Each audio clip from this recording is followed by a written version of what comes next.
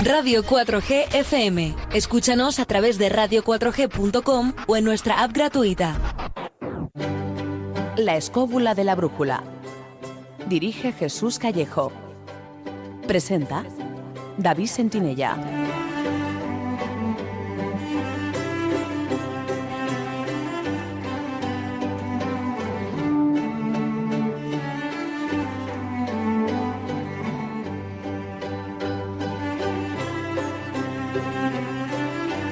Buenas noches, ¿qué tal estáis, amigos? Desde los estudios de Radio 4G FM en Madrid, os damos la bienvenida una semana más a una nueva edición de La Escóbula de la Brújula.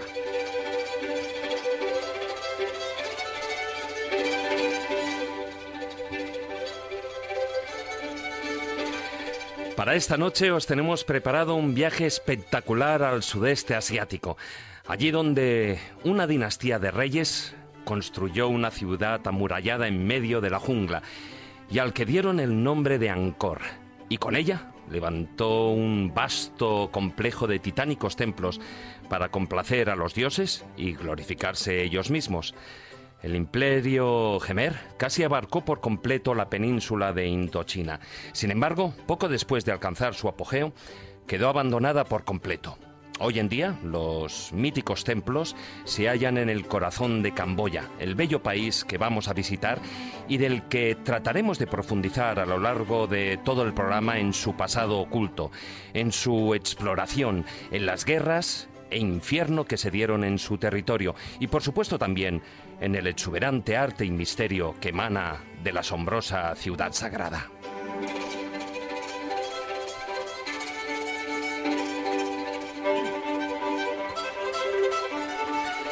Además, contaremos con la sección del Crononauta, en la que Guillermo Díaz viajará junto a Blas Ruiz, un explorador del siglo XVI que formó parte de la gran expansión ultramarina española y que estuvo a punto de culminar con la conquista del reino de Camboya.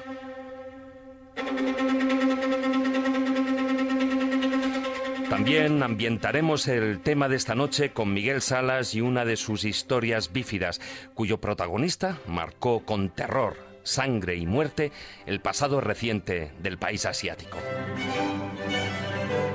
Y como no, finalizaremos el programa con los cuentos de Callejo y sus moralejas. Ya sabéis que podéis enviar vuestras preguntas y comentarios durante el programa a través del WhatsApp al número de Radio 4G 636-689-184. Os lo repito, 636-689-184. No os olvidéis de poner vuestro nombre en el mensaje. También podéis hacerlo en nuestra página oficial de Facebook, en La Escóbula de la Brújula, o si preferís, en Twitter, a través de nuestro perfil @escobuleros.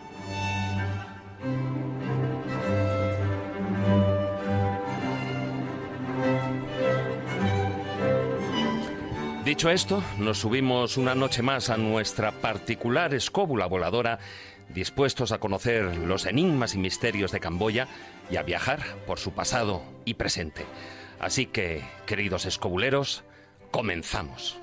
Si quieres viajar a lugares con historia y sumergirte en los grandes misterios de nuestro mundo, La Escóbula de la Brújula, en Radio 4G.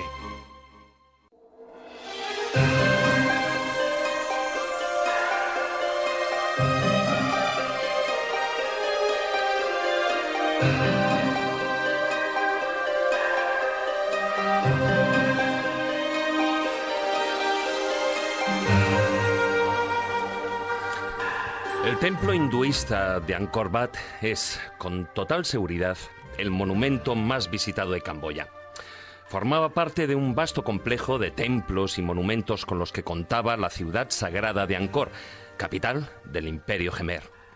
Este reino, nacido en el siglo IX, gozó de gran prosperidad durante más de 600 años, en los que experimentó una considerable expansión a costa de sus estados vecinos.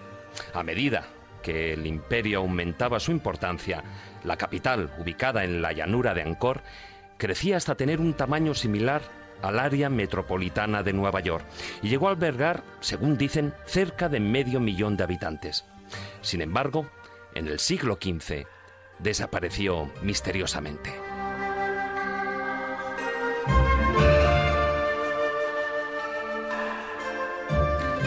Para poder construir esta gran capital y los asentamientos circundantes, además de las plantaciones de arroz necesarias para alimentar a una población cada vez más numerosa, los gémeres tuvieron que desforestar casi toda la llanura de Angkor.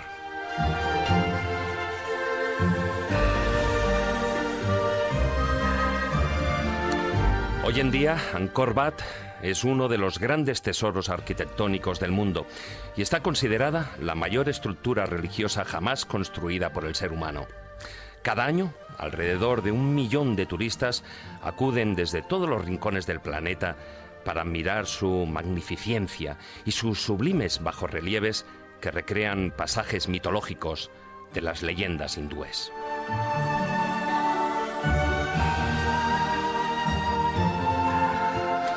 A continuación, te invitamos a recorrer la antigua y sagrada ciudad.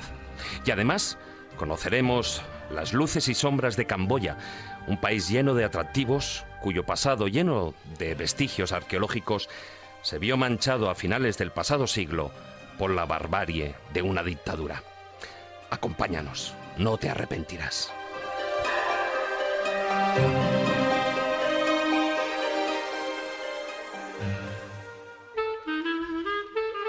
La escóbula de la brújula.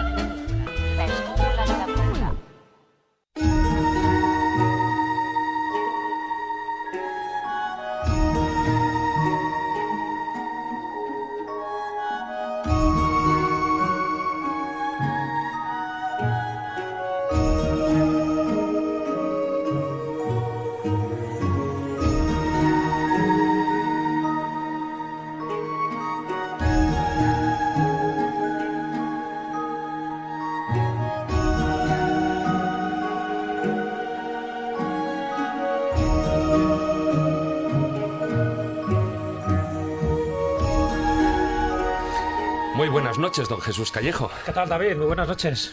Bueno, ya tanto viaje, claro, así cualquiera. Esto es un no parar, esto es un no parar. Esto es un no parar y además que hoy te vamos a exprimir al máximo porque hace nada volviste precisamente de Camboya y de esa península.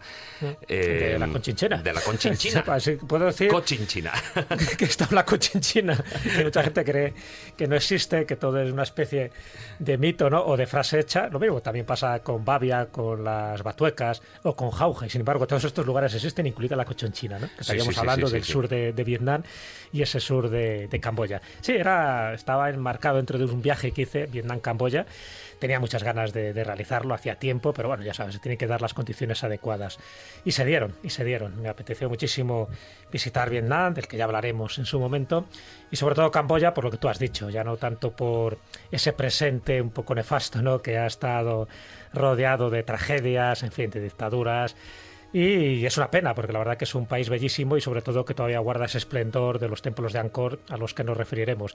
Pero sobre todo, para mí lo más importante, es el misterio que alberga esa gran cultura de los yemeres, que luego hubo un tal Pol Pot que lo convirtió en yemeres rojos, y sobre todo también la simpatía de la gente y la juventud de la gente. También es verdad que por ese genocidio que hubo, pues hubo muchas personas que murieron. Ahora la población es joven, pero en lugar de estar traumatizada, que es la primera sensación que te podría dar, ¿no?, cuando vas a un país de estos que ha sufrido una dictadura tan atroz, sin embargo ves que hay mucha gente joven, muchos niños y muy sonrientes. De hecho, junto con Tailandia, a Camboya también la llaman el país de la eterna sonrisa. Claro, yo me imagino, además, según recuerdo unos datos que leí, que alrededor del 50% de la población tenía menos de 25 años. Sí, sí. Claro, eso significa que no vivió todo ese periodo de la dictadura, porque finalizó, pues eso, en los años 80, ¿no? Finalizó en el 79, sí, fue del 75 al 79, pero después no terminaron las desgracias, como bien sabes, las secuelas, ¿no?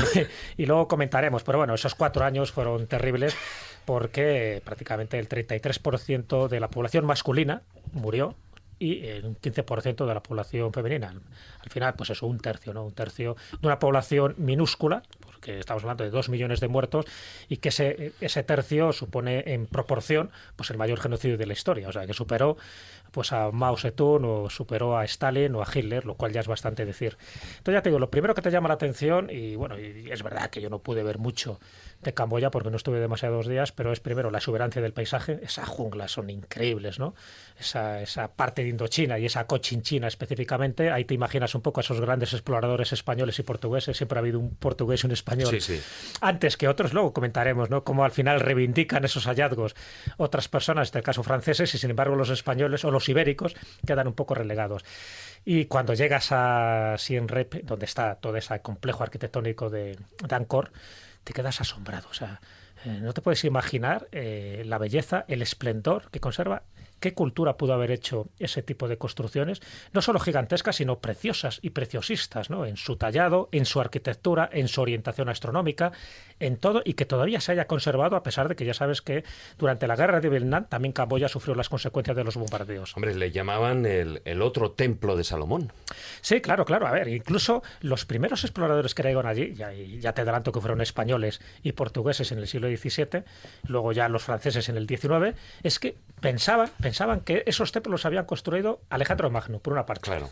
Por otra parte, decía que tenía que ser los judíos, una de esas tribus perdidas que fueron en dirección a China. Y por otra parte, pensaban que si habían sido judíos tenía que haber sido como una especie de reconstrucción del templo de Salomón. O sea que, claro, no se podían imaginar que una civilización autóctona, que eran esos yemeres, podían haber hecho una preciosidad de este tipo. Y además, no solo por la cuestión arquitectónica, y tú lo has dicho al principio de la introducción, por los canales, por la irrigación, es decir, por el sostenimiento del agua. Toda la estructura que crearon alrededor para el mantenimiento de la ciudad. Kilómetros y kilómetros. O sea, esa estructura del agua, sobre todo canalizarla e intentar aprovechar las inundaciones, pues para eso, para que las cosechas fueran mayores, bueno, eso indica un complejo de ingeniería hidráulica superior a lo que nos podemos imaginar.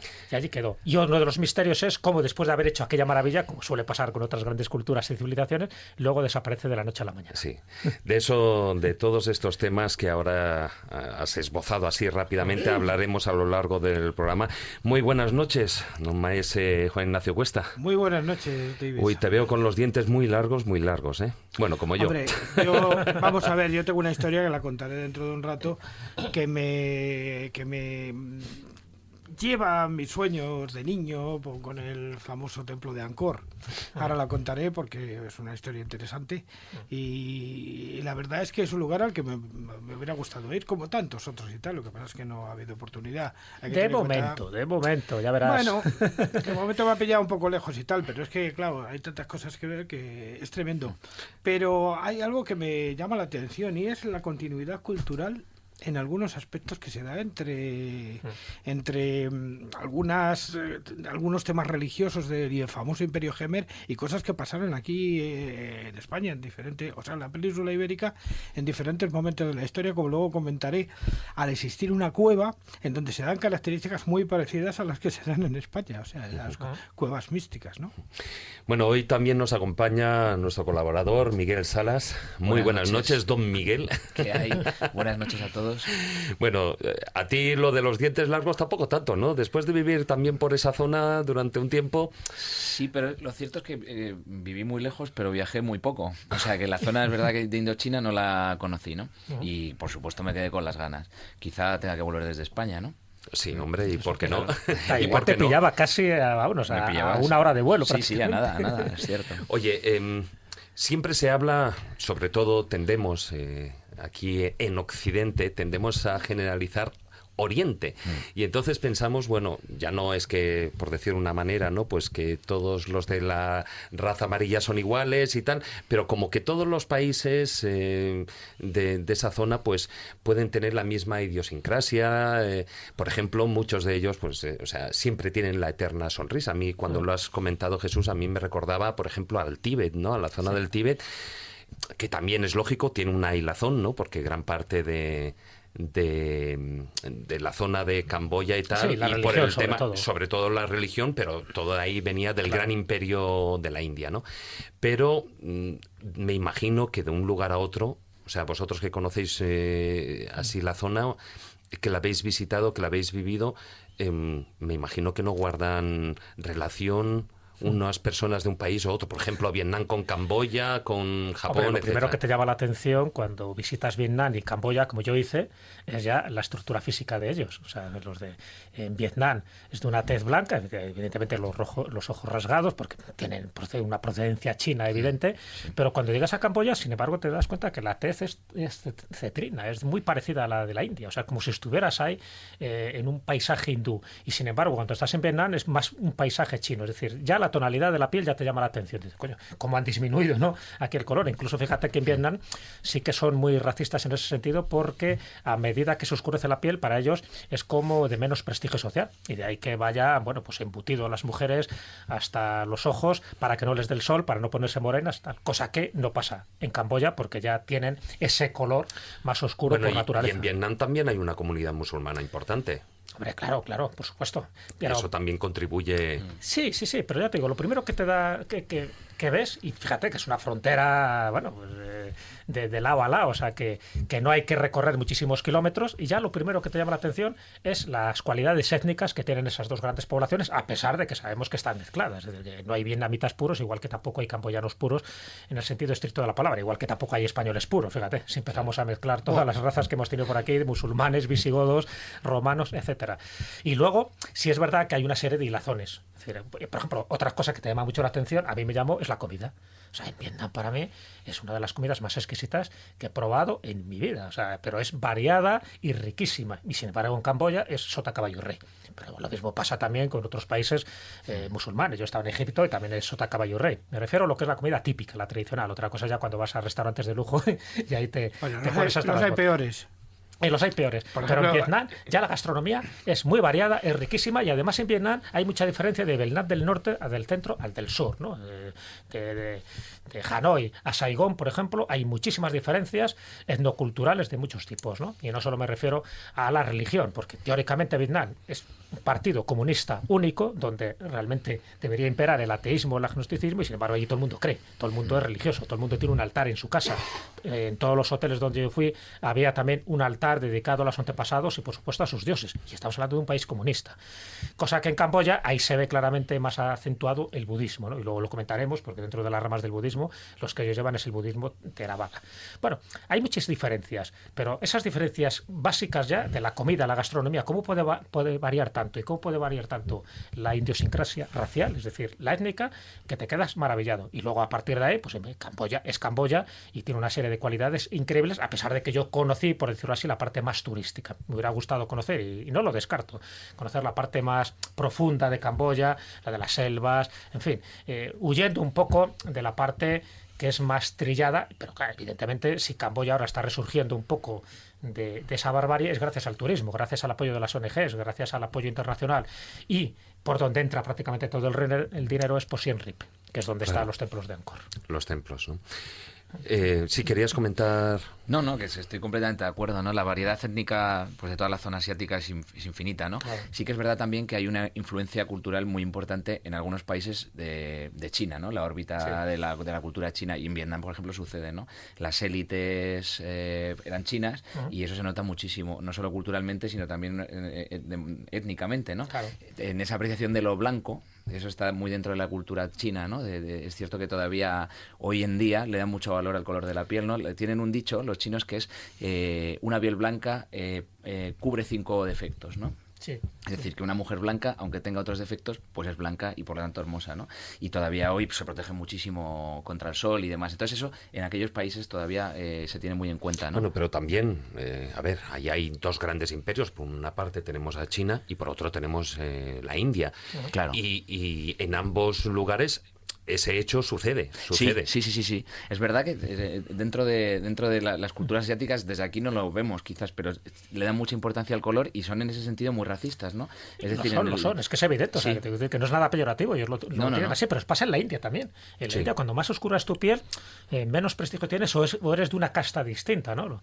Y entonces, bueno, pues eso es algo, mira, por ejemplo, es algo que desterraron en Camboya, ¿no? Pero incluso con el norte del país y el sur del país. Sí, totalmente. Sí. Totalmente. Entonces, pero bueno, si eso pasa aquí. Nosotros ya no le damos tanta importancia. Mundo, ¿no? En Occidente, por hablar esa distinción en Occidente y Oriente, en Occidente ya no le estamos dando importancia al color de la piel, al racismo, en general, todavía existen grupos fanáticos y radicales, pero sin embargo en Oriente sí, le están dando mucha importancia. ¿Por qué? Porque todavía están, aunque oficialmente no esté así constituido, y en la India se suprimió por la Constitución, pero todavía sigue existiendo ese tipo de castas. El sistema de castas. Claro, claro, en Camboya también lo eliminaron, pero evidentemente ahí ya no se da tanto, por lo menos yo no lo percibí tanto, pero en Vietnam es clarísimo. Sí. O sea, de hecho una de las guías que tuvimos en Vietnam iba tapada, ya te digo, hasta las cejas, y pensamos que sería pues para que el sol no le diera, ¿no? Ella decía que, bueno, y era una mujer evidentemente muy inteligente, muy preparada, en fin, con estudios y con idiomas, pero ella decía que su marido, si hubiera tenido otro tipo de piel, a lo mejor lo hubiera preferido a ella, hubiera preferido a otra. O sea, que a la hora de casarse, a la hora de relacionarse socialmente, el color de la piel es fundamental. O sea, y eso hay que tenerlo en cuenta. Y aunque se haya suprimido, por ejemplo, en la India el sistema de castas, lo que te impone realmente ese sistema es el poder adquisitivo. Independientemente, es como aquí antes la nobleza, los condes, duques, tal, sí vale, pero si no tienes un poder adquisitivo detrás, ¿de qué te sirve el título, no? Y en estos países me imagino que sucede lo mismo. O sea, tú puedes venir, por decirlo de una manera, del arrabal, pero si tu cuenta bancaria está suficientemente saneada y rebosante, las cosas cambian. Sí, pero siempre serás un nuevo rico también, ¿no? Allí también existe ese concepto. Entonces, sí, hombre, poderoso caballeros don dinero, eso está claro. Sí que te van a admitir en ciertos ámbitos, te van a abrir puertas, pero siempre serás alguien que eres un advenedizo. O sea, eso no lo olvides también. Es decir, con dinero puedes comprar muchas cosas y puedes conseguir cosas, pero siempre te la van a tener jurada porque es como que no formas parte de su clase social. Eso pasaba antes y está pasando ahora. Y en Oriente y en Occidente y en todas partes. Evidentemente tú ahora mismo y te encuentras con el típico, por ejemplo, marroquí que está trabajando en una huerta, no es lo mismo que ser un jeque árabe de Marbella. Son cosas distintas, evidentemente. Como no es lo mismo un negro que ha venido en una patera que un futbolista que sea una estrella. Claro. O Michael Jordan. Pero sí que es cierto, hay un libro muy bonito, El elogio de la sombra, de Tanizaki, de un japonés, que a mí me llamó la atención. Es un libro que bueno, es un ensayo sobre cómo Occidente ha construido su civilización sobre la luz, el concepto de la luz, pues las catedrales góticas, y Oriente, sin embargo, lo construye sobre el concepto de sombra, ¿no? Y cómo pues en las mujeres, incluso en una época de Japón, se coloreaban los dientes para que la sonrisa no fuera tan agresivamente blanca, ¿no? Y él dice, hay un momento que habla de las mujeres y se lamenta, dice, las mujeres japonesas, por muy blancas que sean, jamás serán tan blancas como las occidentales. Dice, parece que siempre en la blancura asiática hay una mancha de tinta en el fondo del color, ¿no? Entonces, esa idea de que lo blanco es lo hermoso, ¿no? Y todavía lo tienen en pleno siglo XXI muy metido en la mollera, ¿no? Pero permíteme que te rectifique una cosa, no es el concepto de sombra, es el concepto de penumbra. Yo creo que es más propio el concepto de penumbra. Es como misterioso, mucho, porque la sombra es sombra, o sea, hay un contraste entre la luz y la oscuridad, pero la penumbra es otra cosa. Está lleno de una especie de alma, tiene un espíritu propio, ¿no? Sí, es cierto, ¿no? Hombre, eso también contribuye, por ejemplo, en estos países, tanto en la India como en toda la península esta, contribuye mucho la luz. La luz de la zona, dice, bueno, yo recuerdo cuando estuve por allí, antes del viaje me decían, pues vas a alucinar con las fotografías porque la luz es impresionante. Y yo decía, a ver, la luz es luz, en todas partes es luz. Pues no, la temperatura de la luz, por decirlo de una manera, a nivel fotográfico, o sea, es absolutamente diferente, es más cálida y claro, y eso contribuye a que se haga ese juego también de luces y penumbra, ¿no? Sobre todo para hacer fotos. Claro, hombre, por supuesto. En la hora esa final del día, es decir, es curioso porque yo me subía a un globo exclusivamente para hacer fotografías de Angkor Wat desde arriba. Hay un globo ahí que te prepara, en fin, los alrededores. En fin, no se desplaza mucho porque está unido por un cable a tierra, pero sí te permite tener una visión, bueno, global, una visión cenital. Y sobre todo el mejor momento es esa hora, ¿no? Esa hora del crepúsculo, del atardecer. Y te puedo asegurar que es una maravilla ver cómo se va poniendo el sol, ese color rojo y cómo va iluminando con ese color crepuscular increíblemente bello los distintos templos y la distinta jungla que rodea esos templos. Es decir, para un fotógrafo eso es una delicia. Yo no te puedo decir la cantidad de fotos, de cientos, bueno, digo miles de fotos que pude haber hecho gracias a las cámaras digitales. Antes me lo hubiera pensado mejor los carretes de 36, pero es una gozada, es verdad. De todas maneras, a ver, hay dos momentos del día que son los ideales para sacar fotografías en cualquier templo del mundo. Es el En cualquier amanecer sitio. y el atardecer. O sea, tú te vas a Petra o en Egipto y te ocurre lo mismo. Es verdad, el es verdad. amanecer y el atardecer. Pero es lógico, porque es que se produce la arquitectura de la luz. Claro, es que claro. eso se sabe de todo. Ten en cuenta que la fotografía es algo que nace en blanco y negro. Y sobre todo porque la fotografía es un arte del contraste. Hombre, es que ahí es donde coges realmente el volumen, por ejemplo, de los bajos relieves. Claro. Ahí en Angkor Wat, por Sí, ejemplo. sí, ¿no? bueno, está lleno de bajorrelieves, por supuesto. O sea, este tipo de esculturas, y además están hechas adrede precisamente para que se refleje con la luz de una determinada fase del día. Entonces es cuando adquiere una mayor dimensión. Y eso no lo olvidemos. Por eso luego comentaremos con más detalle que esos templos tienen una orientación muy determinada. No están hechos al azar. Bueno, sí, está claro que están orientados norte, sur, este y oeste. Pero luego también, en fin, determinando en el suelo determinadas constelaciones del cielo y muchas más cosas. Conocían perfectamente la magia de la luz, cuándo tenía que entrar, sabían perfectamente dónde estaban los equinoccios, dónde estaban los solsticios y qué tipo de luz tenía que iluminar qué tipo de panel. Porque los paneles que yo vi allí eran muy distintos desde el punto de vista mitológico y también desde el punto de vista histórico, representando batallas. Pero los mitológicos estaban en una zona distinta de los que eran los, por decirlo así, los históricos o bélicos de los distintos reyes que pasaron por allí. Bueno, todo ese tipo de elementos yo creo que hay que tenerlos en cuenta porque nos da una dimensión, nos da otro color, nunca mejor dicho, de un imperio, de una civilización que tiene muchísimos misterios y que sigue fascinando a día de hoy a todos los que vamos por allá. Por eso yo es algo que recomiendo totalmente a nuestros oyentes. Ujú. Oye, ¿y es fácil moverse por allí? Si te refieres a seguridad. Seguridad y luego pues que haya los medios No, a ver, seguridad. viales adecuados. La seguridad es absoluta. Yo no tuve ninguna sensación de peligro ni en Vietnam ni en Camboya. Eso es cierto. Medios para desplazarte por allí, complicados y sobre todo mucho más en Camboya. En Vietnam es mucho más turístico, bueno, está más desarrollado un poco ese tipo de infraestructuras. En Camboya no, en Camboya, la verdad que yo siempre iba pues con un microbús, ahí con el grupo de personas que nos movíamos, y si te quieres mover por otras vías, te la puedes jugar con ese tipo de autobuses colectivos, es una forma de entrar en contacto, ¿no?, con la población, pero ten en cuenta que allí, en fin, se conocen el idioma jemer, pero muy poco de inglés, o sea que, y de español, por supuesto, ni palabra. Entonces ahí es complicado. Yo ahí sí que recomendaría, si alguien se quiere mover por su cuenta y no lo hace a través de una agencia de viajes estándar, que contrate, por ejemplo, los servicios de un taxi, de alguien que conozca más o menos el inglés y que le lleve a los sitios que él quiere, ¿no? Porque si estás dependiendo de las infraestructuras normales de lo que tiene un país, allí estás un poco perdido, por eso, porque entre que no saben el idioma y entre que están abigarrados aquellos autobuses, salvo lo que es por las ciudades, que se maneja todavía por el tuk-tuk, o sea, con lo cual eso, pero en distancias cortas, o sea, no puedes ir muy ¿Hay lejos. semáforos?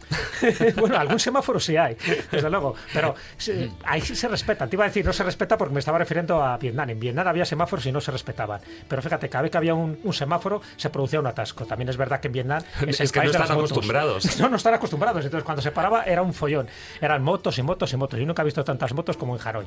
Sin embargo, en Camboya hay semáforos, respetan los semáforos, pero también el tráfico es menos caótico y la densidad es menos caótica también. Ujú. O sea que se puede ir perfectamente por el país, se Totalmente. puede Y viajar. no hay ningún tipo de peligro, por lo menos de malhechores, delincuentes. Eso sí, ten cuidado con las serpientes.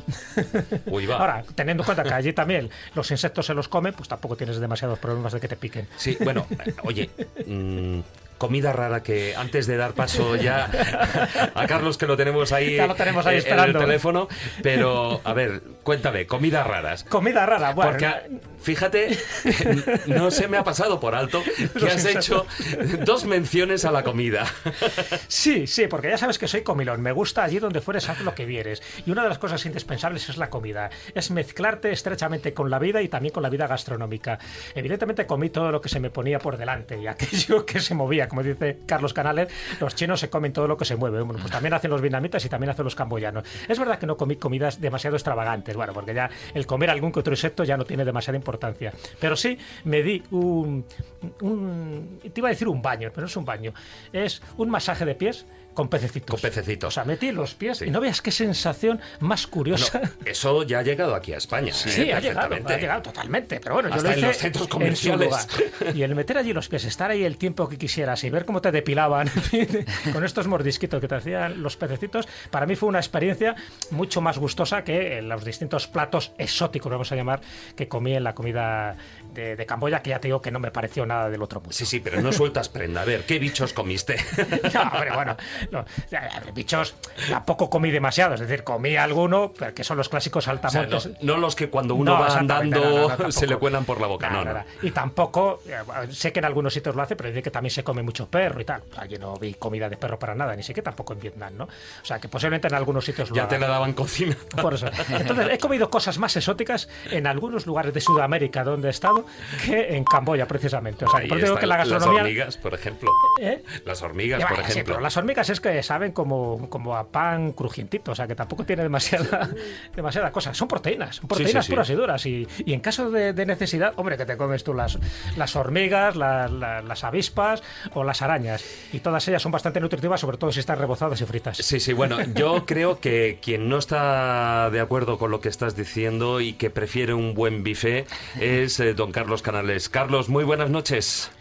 Hola, buenas noches. Pasa, Carlos. Que no estás de acuerdo. Estaba escuchando todo el programa y realmente entre ese duelo extraño que tenemos Jesús y yo desde hace 2 décadas, a ver quién come cosas más raras. Te voy ganando, yo creo ya, No, Jesús ahora mismo me gana ya claramente. Tú lo que pasa es que eres un vegetariano de segunda generación, ¿no?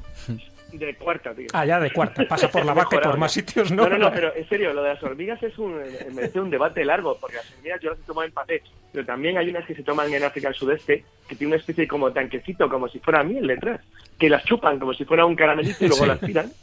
Y entonces, bueno, la verdad es que la hormiga tiene mucho juego y el saltamontes igual. Claro. Pero bueno, en realidad... Los chapulines, ¿no? Que sería un mexicano. ¿Son como cacahuetes fritos? Pues claro, ya te lo estoy diciendo. ¿Cacahuetes fritos? En realidad es verdad que un día deberíamos hacer un programa sobre comidas exóticas. Pues yo creo que sí. Porque ahora mismo me acabo de cenar un gastronomía de impacto, que no es muy exótico, pero que es espectacular. ¿Ves? Yo sabía yo. Ay, también cómo te gusta la comida. Que a Carlos le gustan las piezas más grandes. Fantástico. Me están tratando muy bien aquí, la verdad. Bueno, que tú vienes mañana para acá, ¿no? Sí, ¿Ahí? yo mañana estoy por tierras granaínas en Huétor Vega para dar una charla en unas jornadas que se realizan allí, bueno, a partir de las 6 de la tarde, ahí en la Casa de Cultura, si no recuerdo mal, en Huétor Vega.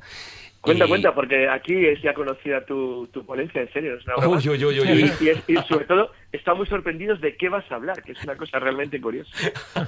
Bueno, el título de la conferencia es Tabúes de la muerte. No, perdón, tabúes sobre la muerte.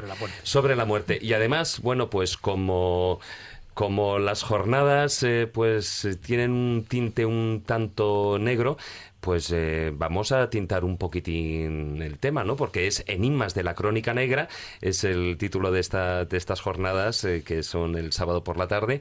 Pues bueno, vamos a poner un poquitín de crónica negra a muchas cosas que creemos o damos por hechas, yo que sé, desde las experiencias cercanas a la muerte o cosas que son todos muy normales, llenos de luz. Pero la gente se olvida de las experiencias negativas. Por ejemplo, entre otras muchas cosas. En serio, cuando me preguntaban, que me estaban preguntando sobre la conferencia tuya de mañana y dije, no, hombre, va a hablar, yo sabía más o menos de qué ibas a contar, y dice, no, va a hablar de experiencias negativas, de cercanas a la muerte. Qué curioso, digo, pues mira, es como lo de la luz al final del túnel, puede ser o una luz de esperanza o el expreso que te va a arrollar, depende, como tú lo veas. Bueno, Carlos, una luz de esperanza, esa sí que es la que, bueno, en principio pareció dar la expedición de Palanca. Bueno, depende cómo lo veas. En realidad, sabía que ibas a decir eso. Esta historia, Miguel del Rey y yo la contamos en un libro nuestro, que es En Tierra Extraña, y realmente es una historia curiosa. Es una historia curiosa porque, además, no solamente está muy olvidada, sino que incluso donde se recuerda, está poco contada, o está mal contada, o no está contada del todo, lo cual hace aún más triste. Fíjate que, por ejemplo, cuando me comentó Jesús que si tocaba este tema al hablar de Camboya y Vietnam, pues se me ocurrió una cosa, que es ir a Wikipedia, que es lo que haría todo el mundo, a ver qué pone sobre la expedición franco-española con Chinchina. Y es absolutamente alucinante, porque a veces cuando investigas la historia de España, pues te parece un poco triste. Leo, dice literalmente en la Wikipedia: durante el reinado de Isabel II, la presencia de España en Asia era casi irrelevante. Bien, España llevaba 300 años en Filipinas. Y era la única presencia relevante europea en Asia. Porque los portugueses no tenían más que Macao y los ingleses no llevaban en Macao ni siquiera en Hong Kong ni siquiera una década. Es decir, vamos a ver, lo vuelvo a repetir, la única presencia relevante que había en Asia en el siglo XIX era la española. Entonces, la manera en la que a veces los españoles destrozamos nuestra propia historia, de verdad que ya no es que roce lo grotesco. Somos maestros es que, en eso, ¿eh? No, David, es que roza lo insultante. O sea, esto de verdad, no sé quién es, perdón la expresión, el tontolaba que ha escrito esto, pero es que de verdad que es increíble.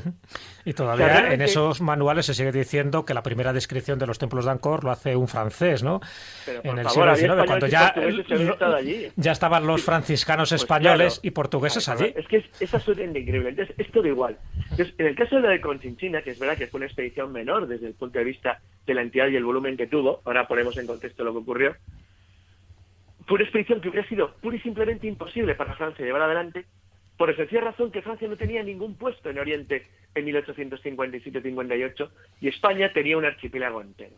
Entonces, este pequeño detalle, digo pequeño detalle entre comillas porque es como de broma, es que es curiosísimo, porque realmente lo que muestra, además de lo que acabo de contar, que es la absoluta estupidez de los españoles actuales sobre su propio pasado, se le añade otra cosa más, que es la absoluta estupidez de los gobiernos españoles de todo tiempo y lugar sobre su posición frente a Francia. El hecho, y para que los oyentes más o menos sepan qué es lo que ocurrió, es que en 1857, julio, en el reino de Annam, que era el antecedente de lo que hoy es Vietnam, bueno, Conchinchina, los que los franceses llamaban Conchinchina era la unión de varias zonas regionales, que son las que habéis citado al principio, Camboya, Laos y los dos Vietnam. Alrededor del río Mekong, sobre todo. Exacto. Entonces, bueno, el hecho es que varios misioneros españoles y franceses fueron asesinados. Uno de ellos era el obispo de Platea, que se llamaba José María Díaz de Sanjurjo, lo cual motivó que tanto los ministros de Asuntos Exteriores de Francia, que acaba de tener una guerra con los chinos, como estaba a punto de entrar en guerra con los chinos, entró poco después, como los españoles, presentaron una nota formal de oposición al reino de Annam, indicando que bueno que lo que habían hecho era una barbaridad y que no tenía sentido y que no había motivo alguno para que no se dejara pues la vía libre a los misioneros para, bueno, porque al fin y al cabo eran gente de paz, y es verdad, para predicar pues el mensaje de Cristo en Asia sudoriental. El hecho es que obviamente el reino de Annamita consideró que eso era una intrusión en sus asuntos internos, estaban probablemente detrás de la instigación contra el asesinato de los misioneros, no tanto por la labor de los misioneros, sino porque temían, y ahora pongo entre comillas con cierta razón, que eso podría suponer después una intrusión europea en su territorio o un pretexto para entrar en su territorio. Es lo que efectivamente ocurrió. En ese sentido, hay que reconocer que los annamitas sí tenían razón. Lo cierto es que el 23 de diciembre el gobierno español accedió a la petición francesa de participación de la flota española en una agresión porque era una agresión claramente contra el reino de Annam, y España envió 1.600 soldados desde las guarniciones filipinas, la mayor parte eran filipinos, eran indígenas filipinos con oficiales y suboficiales españoles, que al mando del coronel Carlos Palanca decidieron apoyar la invasión francesa de la Conchinchina con el objetivo, en principio, de obtener indemnizaciones referentes a lo que había sido el crimen cometido contra los sacerdotes españoles y además determinado tipo de ventajas comerciales que a España en principio no le venían mal porque el comercio con Asia Sudoriental era complejo, sería muy largo de contar, tanto por los piratas de Borneo como por las intromisiones chinas, como por la dificultad para comerciar de manera libre con los estados de lo que hoy son Vietnam y Camboya. El caso es que la expedición fue durísima porque Francia la considera siempre una especie de elemento auxiliar, nunca se le dio el valor que tenía, pero los españoles fueron decisivos en la toma de Saigón, de lo que fue luego capital de Vietnam del Sur, hoy ciudad Ho Chi Minh, y realmente no solamente es una expedición totalmente olvidada de la historia de España, sino que además es injustamente olvidada, porque sin la participación española los franceses probablemente nunca hubieran hecho nada. De hecho, el gran general francés Loyauté, uno de los grandes líderes de lo que fue luego el imperialismo francés a finales del 19 principios del 20, reconoció siempre toda su vida que él aprendió de lo que sabía, de lo que había que hacer, en lo que hoy llamaríamos también, entre comillas, el tercer mundo, gracias a lo que aprendió de Palanca en las junglas de Asia sudoriental durante la expedición a la Conchinchina. La verdad es que Carlos, al final la sensación que da de esta expedición franco-española es que los franceses nos tomaron el pelo, porque nosotros prácticamente pasamos desapercibidos y ellos al final hacen un protectorado. Claro, absolutamente. Se cogieron 3 provincias. Claro, por eso. Claro, hay 2 motivos que influyen en ello, porque ten en cuenta que eso coincide con la época en la que España incluso pudo asentarse en el norte de Borneo. Si realmente España tenía en aquel entonces, estaba en campaña contra los moros, que es como se llamaba a los musulmanes de Jolén Mindanao, que España tenía una cierta posición preponderante desde la década de los 50, a principios. España había pasado una política muy agresiva contra los sultanatos islámicos del sur de Filipinas y del norte de Borneo y de las Celebes incluso, y le permitía operar con ciertas garantías en Vietnam. De hecho, la acción española tiene la ventaja de que trata con tropas entrenadas en el clima, como los filipinos que trabajaron en la expedición, con oficiales españoles que conocían bastante bien Asia, que llevaban años allí, que sabían entenderse con la población del lugar y que sabían sobre todo cómo era una guerra en la jungla y ese tipo de clima. La verdad es que lo que hacen los españoles en Vietnam durante 4 años es realmente asombroso. No tenían apoyo, no tenían material, no tuvieron nunca ayuda, porque además hay un factor importantísimo que siempre se olvida y que a nadie lo cita cuando hablan de esta expedición, y es que coincide con la guerra española con Marruecos. España entra en guerra con Marruecos en 1859, con lo cual, obviamente, y no hace falta ser un genio para imaginárselo, para la imaginación popular española, para la prensa o para los políticos, todo se vuelca a la campaña marroquí. Con lo cual, todo el mundo se olvida de que hay unos cuantos miles de tipos perdidos en las junglas de Vietnam en el otro lado del mundo.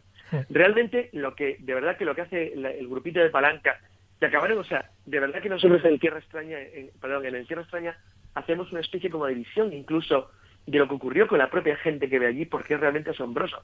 Es decir, hubo un momento que ya no tenían ni uniformes, ni ropa, ni material, ni armas, lo compraban a traficantes de armas franceses, es decir, intentaban comprar la ropa a comerciantes que aparecían por la zona, usaban bejucos filipinos, dejaban de la barba larga, usaban daos que eran cuchillos filipinos, es decir, que eran cuchillos vietnamitas, de verdad, eran gente abandonada a la mano de Dios, completamente. Bueno, los Carlos, abandonaron. Pero bueno, es verdad que no tenían ayuda, no tenían material, pero por lo menos tenían palanca. Claro, una palanca que era malo. Eso es un chiste. Chiste, sello Jesús, ya sabes.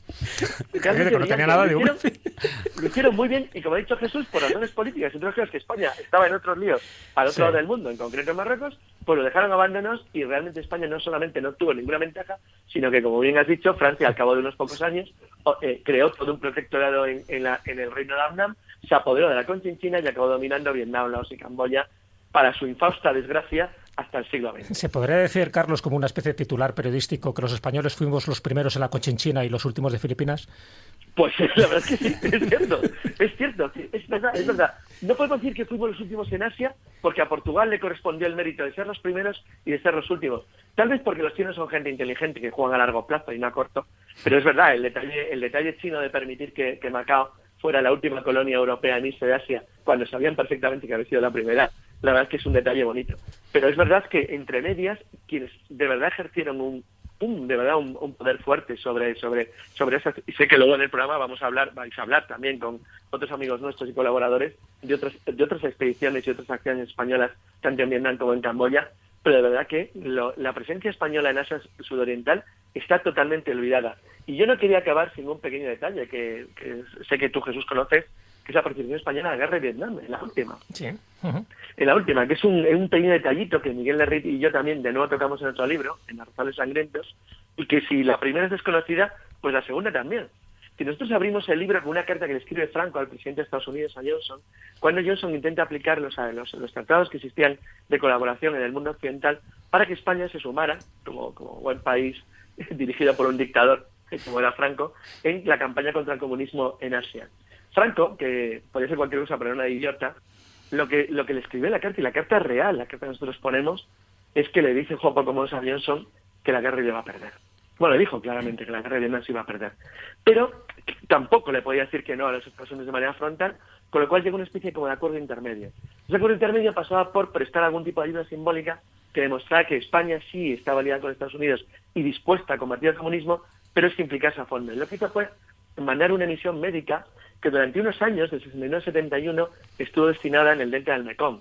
Es una historia muy, muy, muy olvidada de las muchísimas que tenemos en nuestro larguísimo ya pasado, pero que por lo menos quería, que ya que vamos a tocar este tema, que la recordáramos de alguna manera, que fueron el pequeño equipo de médicos que estuvo destinado en las junglas de Vietnam durante la guerra de Vietnam, totalmente olvidado por casi todo el mundo y que además hizo una labor muy meritoria recogida en un libro, que por cierto se ha publicado hace poco, donde realmente se habla con un detalle y de verdad de algo totalmente olvidado por parte de... Y algunos quedaron allí, ¿no? Muertos de asco.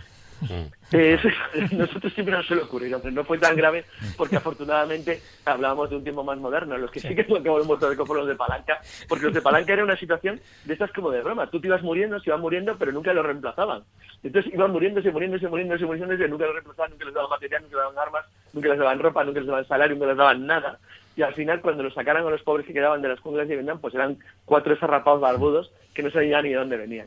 De verdad, que si hay una nación a veces injusta con su pasado, somos nosotros. Pero sobre todo, reconocérmelo por lo menos, que no sé, de alguna manera intentaré corregir esto de la Wikipedia, porque de verdad, y lo digo en serio, con el de hoy, es que me ha cabreado, como que irrelevante, pero ¿qué dice? De verdad, es que, de verdad, pero lo que Carlos... Pero Carlos, pasado es increíble. Es que tú entiendes que esto, claro, no puede entrar nunca en los diálogos de taberna sobre la historia de España porque la gente no sabe nada de esto. Pero que no sepas nada, si investigas algo, pero mira, no me digas esa barbaridad. No me digas, es que nosotros no éramos nada en Asia, pero ¿cómo no éramos nada en Asia? Éramos los únicos que no éramos algo en Asia de Europa Occidental, los que no eran nada en todos los demás. Sí, pero o sea, es que por favor, ¿cómo vas a comparar Hong Kong con Filipinas? Hong Kong era una mancha que es como una cagadilla en un mapa, y Filipinas es una cosa seria. Es decir, joder, es que es la única nación occidental, la única nación realmente occidental, en el hemisferio occidental, en la mezcla sincrética de culturas, donde España hizo una aportación fundamental y que realmente se siente de alguna manera diferente a las naciones de Asia Sudoriental, es Filipinas. Y eso es por España. Claro, no tiene ningún otro motivo. Precisamente. Realmente, Jesús, tú acabas de venir de Camboya y Vietnam y sabes que Filipinas es totalmente diferente. David, tú conoces Filipinas. Sí. Filipinas, a que no es exactamente igual que el resto de Asia. No, pues no tienen nada que ver. Lo que pasa, tiene un mérito. Pero es que allí, curiosamente, bueno, aparte de que está toda la zona intramuros y la presencia española... Comerías insectos, ¿no? Sí, las hormiguitas, sí. Claro. Lo que digo, que tenían sabor a cacahuetes tostados. No me digas capollos porque entonces ya me voy. No. No, pero sí es cierto que allí es curioso porque en Filipinas sí que hacen una distinción en cuanto a extranjeros. Es decir, existen los americanos... también por el tema económico, evidentemente, existen los españoles y luego existe el resto del mundo. Claro. Y eso allí lo ves, bueno, hombre, si estás en Manila y toda la zona de intramuros y tal, o sea, es que todas las calles, todo se nota... Y su carácter. Claro, Fíjate, y el Para carácter. los latinos de Asia. Pero es que fíjate cómo en nuestro folclore y en nuestra música todavía tenemos el recuerdo de que sí que éramos alguien en Asia. No olvidemos la verbena de la paloma, un mantón de la chinana o los mantones de Manila. Claro. Es que Sí, señor, El capítulo Ignacio. de Fortunata y Jacinta, que es todo un análisis del comercio con Asia Claro, de Madrid en aquella exactamente. época, que es maravilloso, ¿no? Bueno, ya todos los tópicos y cosas típicas de Madrid, todos son extranjeros, ¿no? Desde el mantón de Manila, desde el bombín, que era londinense, desde el organillo, que era napolitano. No somos nadie. Al final, no hay nada típico de Madrid. El chotis. Bueno, la diosa El Cibeles, chotis. que era de Que Asia tampoco Menor. lo es. El chotis que tampoco lo es es. escocés. El chotis, que es Pero escocés. ya, Seguimos. Yo sé dónde, pero tampoco era madrileño. Bueno, pues que esta es la realidad, que fueron dos expediciones completamente olvidadas, tanto la de los médicos al Mekong en los años 60 finales, como la de Palanca, que desgraciadamente, por alguna razón, pues hemos decidido que no tienen que formar parte de nuestra historia y me parece sinceramente una injusticia. Yo cuando recuerdo un poco estas primeras expediciones que hacía, bueno, ni siquiera eran expediciones, eran los aventurados misioneros españoles, ¿no? Gabriel Quiroga de San Antonio, Diego Duarte, que describieron, ¿no? Toda esa riqueza, esos templos que se encontraron en Camboya. Me recuerda un poco también lo de Pedro Páez, cuando descubre las fuentes del Nilo, el Nilo Azul, claro. Y luego se lo atribuye 150 Pero años fíjate, después un escocés. Jesús, hay un caso muy conocido que es la batalla de Cabo Bracel, que es una batalla que citamos, Jesús, que Miguel del Rey y yo citamos en Naves Mancas, que es completamente desconocida, tipo en Naves Mancas no, ya ni me acuerdo, en Naves Negras. Naves negras. Que es una historia completamente desconocida que realmente llama mucho la atención porque fue la mayor batalla naval librada en la historia de Asia Sudoriental en el siglo XVI y realmente la gana un galeón español, uno solo, que estaba comerciando con China y con Japón. Bueno, el caso es que tienen problemas, una tormenta los desvía de su ruta y acaban en el reino de Annam, y resulta que el reino vietnamita estaba en guerra con camboyanos y chinos ellos se encuentran con que de repente se han metido en una guerra por un detalle de esos españoles muy tontos, y es que el líder de la expedición, bueno, pues se empeñó en ligarse a la hija del rey anamita. El rey anamita estaba prometido con el rey de Camboya, y el embajador de Camboya intentó hacer valer el derecho de matrimonio sobre la princesa que tenía el rey de Camboya. Eso le sentó muy mal al español que se estaba intentando ligar, y uno de sus colaboradores, que era un tipo que tardaba muy poco tiempo en usar la espada, pues le mató en un duelo. Entonces, como nos habíamos metido en la guerra civil vietnamita hasta los topes, pues el problema es que el único barco que había, un galeoncito de San Pedro, pues se encontró con que era el líder de toda la armada de Vietnam. Durante la batalla de Cabo Pratchett, por cierto, una de del grupo de islas actualmente más polémicas del mundo, que son las Spratly. Pero bueno, el caso es que acabó decidiendo la batalla de Pratchett, la batalla de Pratchett, gracias a la utilización de sus cañones, y bueno, de que no había más remedio. Pero que realmente que la participación de los españoles en Asia están completamente olvidadas y perdidas de nuestra historia, y más o menos borradas, pero porque nosotros mismos somos los que hemos decidido que eso no cuenta. Entonces, claro, cuando nosotros hacemos eso y lo olvidamos, no solamente es que seamos injustos con compatriotas nuestros que en el pasado hicieron cosas realmente notables e importantes, sino que nos eliminamos de nuestra memoria cosas que luego van a hacer otros países propias como si fueran suyas, que es lo que me parece más increíble, y que es lo que ha pasado, por ejemplo, en el caso de la expedición de Palanca a Conchinchina, donde los franceses no solamente tuvieron la gloria y el resultado y el beneficio de lo que ocurrió, sino también que incluso llegaron a borrarnos de la aparición de nuestra propia gente por ejemplo, en Saigón. Por cierto, como anécdota, para los que gustan las cosas frikis, la campaña de Palanca en Annam, en Vietnam, es la última vez en la historia que soldados españoles combatieron contra elefantes. Pues si a alguien le llama la atención como curiosidad. Con elefantes artillados. Los elefantes anamitas tenían lantacas, que eran unos cañones de bronce, que colocaban encima en los lomos y que disparaban. O sea, eran como pequeños tanques, eran elefantes con cañones.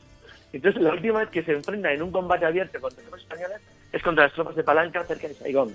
Entonces, bueno, pues no deja de ser, y además hay unos grabados preciosísimos que se hicieron por parte de los que acompañaban a la expedición española, que se conservan perfectamente, de los combates de tropas españolas contra elefantes en Vietnam en el siglo XIX. Fijaos que cosa más curiosa. Bueno, pues te dejamos que sigas saboreando la noche por tierras granaínas. Estoy aquí con una Alhambra.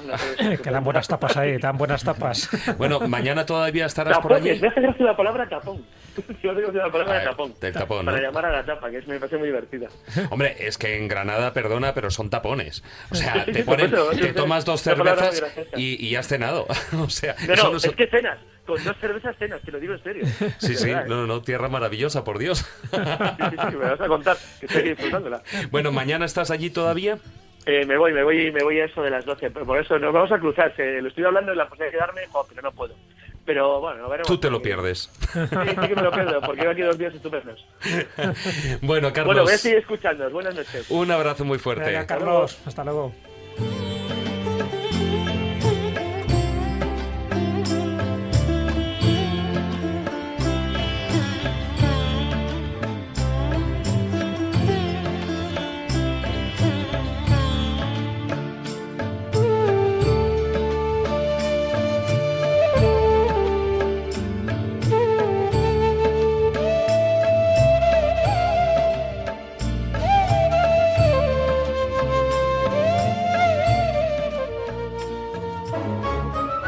La escóbula de la brújula. El crononauta.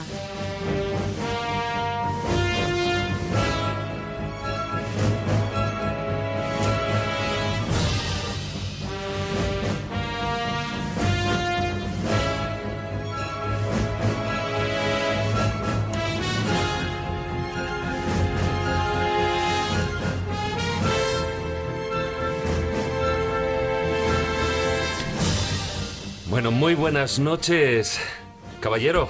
¿Qué tal? ¿Cómo andáis? Guillermo Díaz, ¿qué tal estás? Pues muy bien, aquí, bueno, queríais historia de exploradores, pues van 2 tazas, ¿eh? Sí, porque además tú nos traes también, si Carlos nos está hablando de esa celada, por decirlo de una manera suave, de los franceses con los españoles allí en Vietnam, en el actual Vietnam, Pues bueno, tú sigues al menos con otros compatriotas o al menos con otros compañeros de la península ibérica, porque a finales del siglo XVI, en esa gran expansión que yo mencionaba al principio, ultramarina española, ahí hubo también dos soldados, bueno, un español y portugueses, que vivieron esa gran aventura, que casi consiguieron hasta casi pues que Camboya fuera española. Pues sí, es que 3 siglos antes de la aventura que acaba de contar Carlos, y con lo cual demostramos que estuvimos 300 años por ahí dando paseos. Por cierto, cuando me dijo Jesús el tema, digo, ¿de qué va el programa? Dice, de Camboya. Digo, menos mal que he cogido ser el crononauta y no poeta. Porque... Tiene mala rima, sí. Bueno, pero a ver, Guillermo, dinos, que estarás ahí entre medios de Diego Veloso y Blas Ruiz. Descríbenos qué estás viendo ahí. En Camboya no hay agua bezoya. No hay agua bezoya. Tienen otra. Hombre, ya que vais a Granada, la de Lanjarón, ¿no? Ya vamos a hacer publicidad del agua de las Alpujarras. Que también el Lanjarón tiene también lo suyo. También tiene rima, sí, también. Y por cierto, tiene una festividad de San Juan deliciosa. Del agua, sí, que te pones del agua, sí, que no es una festividad de fuego, es de agua. Bueno, ahí queda. Bueno, venga, Guillermo, vamos, ese crononauta, descríbenos ahí a esos dos personajes que tienes ahí abrazados. Están muertos. Están muertos ya, joder. Yo otra vez que hemos llegado tarde. Pero a ver, como siempre. Pero a ver, tú no, o sea, tú lo de la película y poner la fecha adecuada, no, tú siempre después. No sé qué pasa, que lo de Regreso al Futuro como que no. Todo. Vamos, me han contado lo que ha pasado, ¿eh? Me han contado lo que ha pasado en estos 3 últimos años, desde que llegaron Blas Ruiz, que es el castellano, el protagonista. Exacto. Y bueno, y tiene un coprotagonista portugués, pero que por ser portugués lo dejamos en coprotagonista. Entonces, haber nacido en España. Es que es Diego Belloso, que también tiene mérito, ¿eh? Esto es al final del reinado de Felipe II, en la tierra donde ha estado el director de este programa hasta hace un rato, hasta hace unos días. Aparecen pues por allí remontando el río Mekong unos españoles y la lían grande, muy gorda, la lían muy gorda. Los siameses en 1595, Siam había invadido Camboya y habían impuesto un rey intruso, un rey y lo que era la familia real de los Pranquar, que era el apellido, en este caso era Langana el rey, pues se pusieron pies en polvorosa y se fueron a Laos, ¿no? Y entonces Blas Ruiz y un grupo de portugueses, con Diego Belloso, Pantaleón Carnero y Antonio Machado, castellano también, pues fueron hechos prisioneros. Ellos estaban allí en Camboya, pero haciendo pues mercadeando, no tenían intención de meterse en follones, pero claro, se equivocaron y los cogieron prisioneros. ¿Qué ocurre? Pues los metieron en unos barcos, en unos juncos, y para entregar los prisioneros a Siam. Entonces, en el que meten a Blas Ruiz, los separan, a Blas Ruiz lo meten en uno y a Belloso lo meten en otro. Y entonces Blas Ruiz, el camino de Siam, pues va así atadito con sus cuerdas y se da cuenta de que la mayoría de la población del junco, del barco en el que va, es china. Y aparte que van rodeados de tesoros, ¿no? Esas travesías eran bastante peligrosas, es un mar muy bravo, había muchos naufragios, muchos accidentes y sobre todo en los juncos que utilizaban los siameses en aquella zona, o los laosianos o los camboyanos mismos. Bueno, pues Blas Ruiz, hablando con un chino y con otro, pues les va diciendo, ¿os habéis dado cuenta la cantidad de chinos que sois en el barco, la cantidad de oro que hay y los poquitos siameses que son? No me digas que les va a engañar como a chinos. Los engañó como a chinos y provocó un motín en el que los chinos se levantan en armas y matan a los siameses. Entonces, cuando Blas Ruiz va a intentar convencer a los chinos de que se unan a él, de pronto Blas es un poco alucinado que los chinos empiezan a matarse entre ellos seguidamente para tocar a más botín cada uno de todo el oro que llevan. Entonces Blas y unos cuantos de sus hombres que iban en ese barco deciden esperar, y cuando los chinos ya quedan muy poquitos y se han matado bastante entre ellos, pues Blas termina de matarlos, coge el barco y pone rumbo a Manila, ¿no? Que era parte de la corona española. Y entonces va el barco, tiene un barco, un montón de oro y pone rumbo a Manila. Y Belloso, Diego Belloso, pues él sí llega a Siam y está prisionero, está bastante preocupado y ven que el barco donde venía Blas Ruiz no viene y el rey de Siam pues que habla con Belloso y le dice, oye, que en ese barco iba el español este que tú conoces, Blas Ruiz, ¿qué pasa? Y Belloso dice, mira, yo lo conozco un poco y también pues soy un navegante experimentado, soy mejor que los navegantes que tú tienes, si quieres envíame a mí y voy a buscar el barco de Blas Ruiz. Total, que también engañó, pero como un chino, pero ahora al rey de Siam. Como un siamés. Estos son pícaros ibéricos, ¿eh? No, claro. Entonces, tú fíjate, vosotros imaginaos esas conversaciones como chorizos ibéricos. Claro. Bueno, pues lo mete y le dice, pero te voy a poner un guardia, ¿eh? Te voy a poner un guardia para que no nos engañes. No se fiaba. Claro. Bueno, total, que mandan el barco a buscarlo y, bueno, muy mal tiempo, lo que os he dicho antes, el mar muy embravecido y el guardia dice que se dan la vuelta, que se vuelven a Siam. Y curiosamente, el hombre este de confianza, el rey de Siam, que estaba sano como una pera, el tío, esa noche... Está bien que lo digas porque ¿qué le pasó? Esa noche se muere, ¿no? Sorpresivamente, y Belloso dice que, bueno, que lo último que le dijo es que tenían que seguir. Las últimas palabras, ¿no? Siguen mal. ¿Qué fue lo último que te dijo, Diego? Seguid sin mí. Bueno, pues... Total, que también llega el barco a Manila de Belloso y le dice, hombre, Blas, ¿cómo tú por aquí? Bueno, total, que es uno engañando a chinos, otro engañando a siameses, se plantan en Manila y dicen, oye, la que se ha liado en Camboya, podemos aprovecharla y vamos a plantarnos allí, que ahora mismo hay un rey intruso, vamos a intentar reponer al rey y sacar algún rédito, ¿no? Entonces montan una expedición desde Manila, con 120 españoles, que con eso se bastan para derrocar reinos, algún japonés cristiano, que esos que colaboraron con los españoles, e indios filipinos. Y ponen al frente de la expedición un hombre que va a hacer honor a su apellido, Juan Juárez Gallinato, ¿vale? Y con 2 lugartenientes, que son Ruiz y Belloso. Entonces, se ponen en marcha los barcos, empiezan a avanzar, Gallinato se pierde, como hay mal tiempo, se pierde y no llega. Y entonces llegan Belloso y Ruiz a Camboya, dice, ¿qué hacemos? ¿Esperamos a Gallinato? No, para adelante. Y entonces se ponen a remontar el río Mekong y vienen 6 barcos chinos cargados hasta las trancas de oro, ¿no? Y dicen, joder, esto, qué bien empezamos. Entonces hacen como, ¿os acordáis de Asterix, los piratas de Asterix, cuando se cruzan con los galos? Pues exactamente igual. Pasan los 2 barcos españoles y cuando pasan están los chinos ya agarrados a los troncos, flotando en el agua, sin oro y sin nada. Y entonces el rey de Camboya, el rey intruso, que estaba en la ciudad de Chordemuco, pues mosqueado porque le han asaltado sus barcos y exige a los españoles en una audiencia que automáticamente les devuelvan el oro que les han robado, ¿no? Y los españoles les dicen que sí, que si quieres arroz Catalina. Entonces el rey chino les da un ultimátum y les dice, el rey chino intruso en Camboya, sí, les dice que o lo devuelven o que van a tener un problema muy serio. Y entonces Ruiz y Belloso, que no les gustan las amenazas, pues durante la noche, están todo el mundo durmiendo allí en Chordomuca, que era la capital de Camboya en el siglo XVI, por la noche se levantan y dicen, bueno, entonces entran en el palacio con los 120 tíos, le prenden fuego al palacio, a los almacenes, empiezan a matar a todo lo que se encuentran por la calle, empiezan a matar a toda la Guardia Real, empiezan a pegar tiros ahí con los arcabuces y hete aquí que una bala le pega al rey en la frente y se lo carga.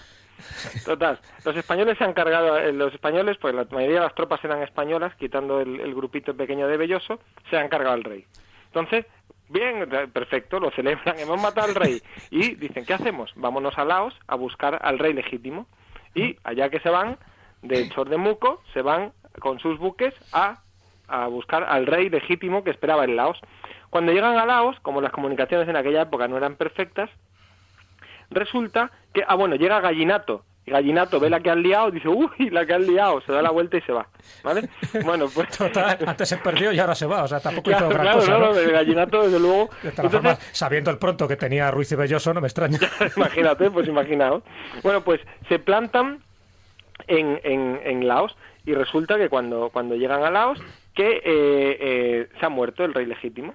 Se ha muerto y entonces se ha muerto él y sus 2 hijos mayores, y queda el hijo pequeño, que es también se llama pues con el apellido, el patronímico Prauncar, pero el más pequeñito de los 3, y está asistido por un consejo de regencia en el que están su abuela, su madrastra y sus tías. Era un consejo de mujeres, ¿no?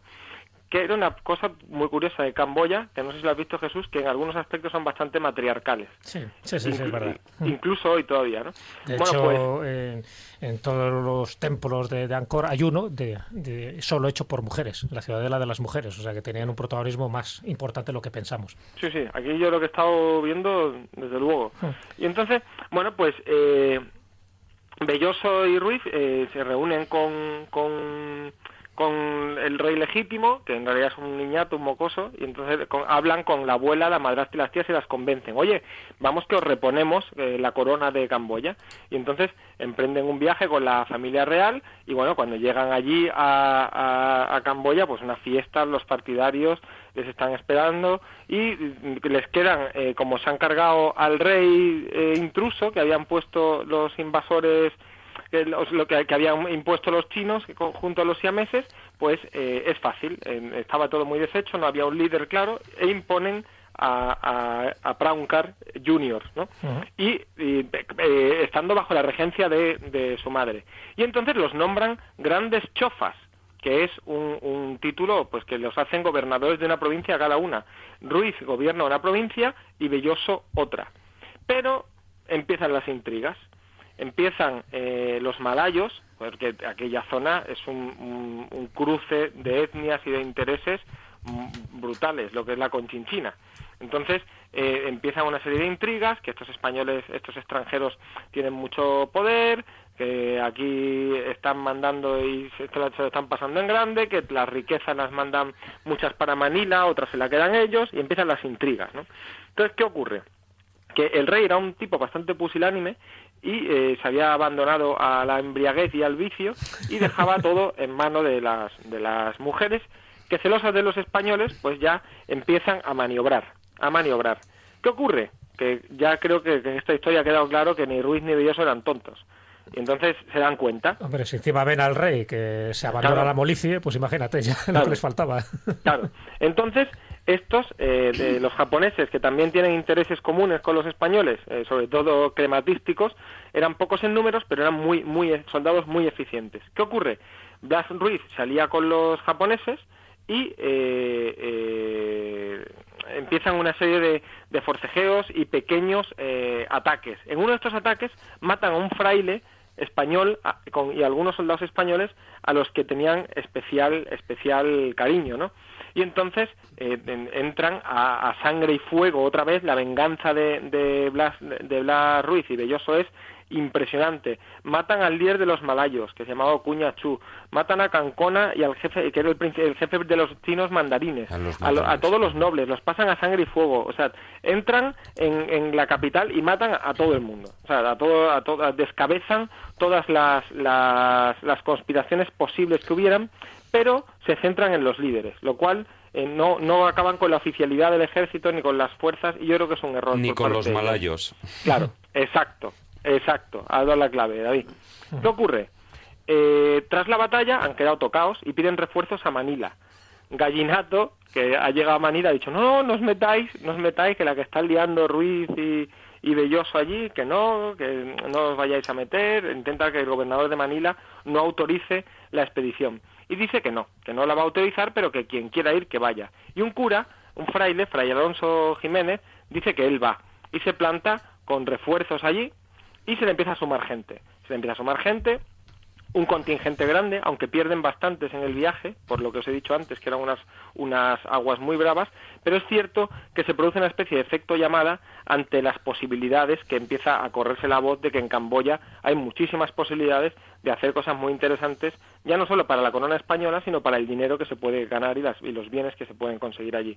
Entonces se le suma Juan de Mendoza con una fragata, un dominico, Juan Maldonado, total, un montón de fuerzas suficientes para tratar de igual a igual al rey que ellos mismos habían puesto, por cierto. Fijaos un puñado de españoles la que estaban liando, ¿eh? Bueno, pues llegan allí, se plantan allí y Blas Ruiz se planta con una carta que dice que ha escrito el gobernador de Manila. Yo no os he dicho que el gobernador de Manila le diera una carta a Blas Ruiz, ¿verdad? Era el das Mariñas, ¿no? Entonces, o sea, que se la había inventado.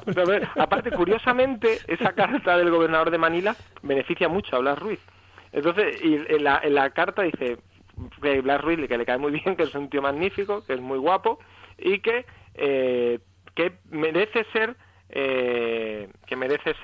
pues tener muchísimo dinero, que ya es hora de que le paguen, que lo ha puesto como rey y no le ha pagado todavía, con lo cual que le pague por sus servicios tanto a él como a sus hombres, como a Belloso, y que además le dé terrenos donde construir una fortaleza. Entonces el rey, pues que supongo que estaría borracho, se pone a llorar, las mujeres se ponen a llorar, le piden perdón, que por favor, que vamos a hablar. ¿Y qué ocurre? Aquí se dan cuenta de una cosa. Las fuerzas, el contingente español está en la playa, porque está en barcos. Y todas estas conversaciones, la diplomacia oriental, a los españoles se les hacía tremenda, porque son muy lentos, eran muy parsimoniosos, las conversaciones muy largas, se impacientaban muchísimo, y eran muchos días de conversaciones yendo y viniendo a la playa. ¿Qué ocurre? Que en una de estas, que está Ruiz con Belloso, hablando con el rey, negociando las condiciones que le imponen esta carta, se produce un asalto en la playa. Un asalto en la playa por parte de los malayos. Los españoles les dan para el pelo a los malayos, pero es cierto que se exceden en el contraataque y producen una matanza atroz que hace que se levanten, que parece que además que era lo que buscaban, que se levanten ya no solo los malayos, sino todos los pueblos de alrededor. Y ya un poco hartos de la presencia de españoles, empiezan a sumarse a los malayos, los que quedan de los chinos mandarines, los mismos jemeres de Camboya, que están hartos de que los españoles estén allí. Total, que los pillan además divididos, a Ruiz, a Belloso por un lado, y a los españoles en la playa por otro, y aunque provocaron una verdadera carnicería antes de que acabaran con ellos, pero murieron con las botas puestas. Murieron con las botas puestas, estuvieron a punto de ser reyes, repusieron a un rey en el trono, fueron gobernadores durante 2 años de provincias, y la verdad es que la aventura de Blas Ruiz y de Belloso merece mucho más espacio que el que le hemos dedicado en la historia de España. Yo la conocí en un libro de Javier Nart, el viaje al Mekong. Sí. Es verdad. Fíjate, pero oyéndote, a mí me recordaba, y casi seguro que también a muchísimos oyentes, la famosa novela de Rudyard Kipling, El hombre que pudo reinar, que luego fue llevada a la pantalla. Porque en el fondo también son 2 pícaros, ¿no?, que van haciendo las suyas, deponen, destronan, y al final, en el caso de la novela y de la película, ellos mismos se convierten en reyes. Aquí les falta un pelín. Yo creo que visto lo visto y viendo lo inofensivo que era el rey Praucar, ¿por qué no dieron un golpe de estado y se hubieran convertido ellos más que en gobernadores en reyes? O sea, es lo que les faltó prácticamente. Fue lo que intentó casi con la carta. Tú imaginas, Jesús, que llega a montar esa fortaleza que pedía. Sí. Ya una fortificación estilo castellano allí no lo hubiese sido un punto desde el que ya hacerse con Camboya, que yo creo que era la intención de Blas Ruiz. Y por eso creo que que cites El hombre que pudo ser rey de Kipling es muy acertado. Nart también lo hacen al final del capítulo en su viaje al Mekong. O sea que al final todos nos acordamos de lo mismo. Bueno, a uno le escribieron Kipling y a Ruiz pues le escribió ni más ni menos que Luis de Góngora. Le dedicó unos versos. ¿Ah, sí? Fíjate tú. Incluso se dice que incluso en Cervantes, en el Quijote, se basó en parte de esta historia para uno de los capítulos. Amigo, pues sí, la verdad es que... Claro, sí, puede ser, porque era una historia relativamente conocida en aquella época. Y si lo escribió Luis Góngora, seguro que Quevedo estaba cabreado, no le gustaría.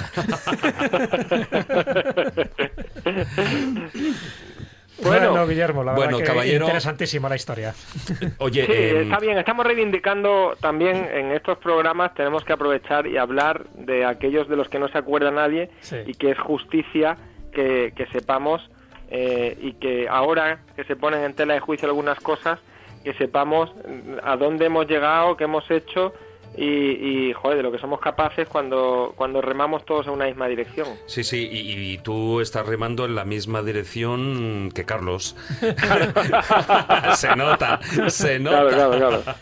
No, y me parece muy bien porque es justo y es lícito, además, teniendo el pasado y la historia que bueno, pues que atesoramos en este país, pues que la dejamos perder o que no le demos el justo valor que debe tener. Bueno, pero para eso está la escóbula, para rescatar ese pasado, tanto las sombras como las luces. Y ahí, tanto Carlos como Guillermo, en vuestras respectivas aportaciones esta noche, yo creo que habéis puesto el dedo en la llaga de una parte, ¿no?, histórica, bastante polémica en parte, pero bastante desconocida. Yo creo que muchos de los oyentes estarán ahora ojipláticos diciendo, pero también estuvimos en Camboya, estuvimos en Xi'an.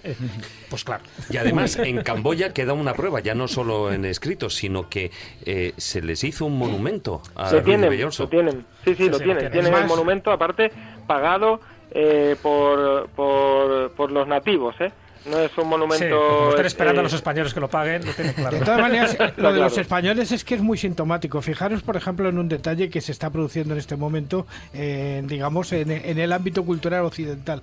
Y es que decimos que una fiesta como la de Acción de Gracias la vamos a importar nosotros a los americanos en cualquier momento. Y sin embargo, la fiesta de Acción de Gracias, quienes que primero la celebran son los españoles que habían ido a Florida y a California. O sea que realmente también sería más nuestra que suya. Es que al final siempre estamos ahí. Bueno, no te equivoques de fecha. Vuelve, que estamos en diciembre de 2020, ¿de acuerdo? Correcto. Con las manecillas ahí. Vale. Venga, pues me voy. Un abrazo. Me voy para allá, un abrazo. A ver si han conseguido, a ver si hemos cerrado algunas cosillas en aquella fecha. Ya os cuento, y a ver si suerte y nos vemos en breve físicamente. Sí, a ver. Seguro, Esperemos además. que sí. Un abrazo. Un abrazo a todos, hasta luego. Adiós.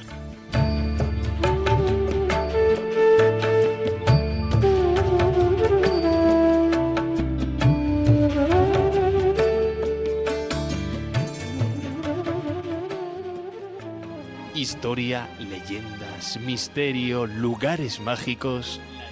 La escóbula de la brújula.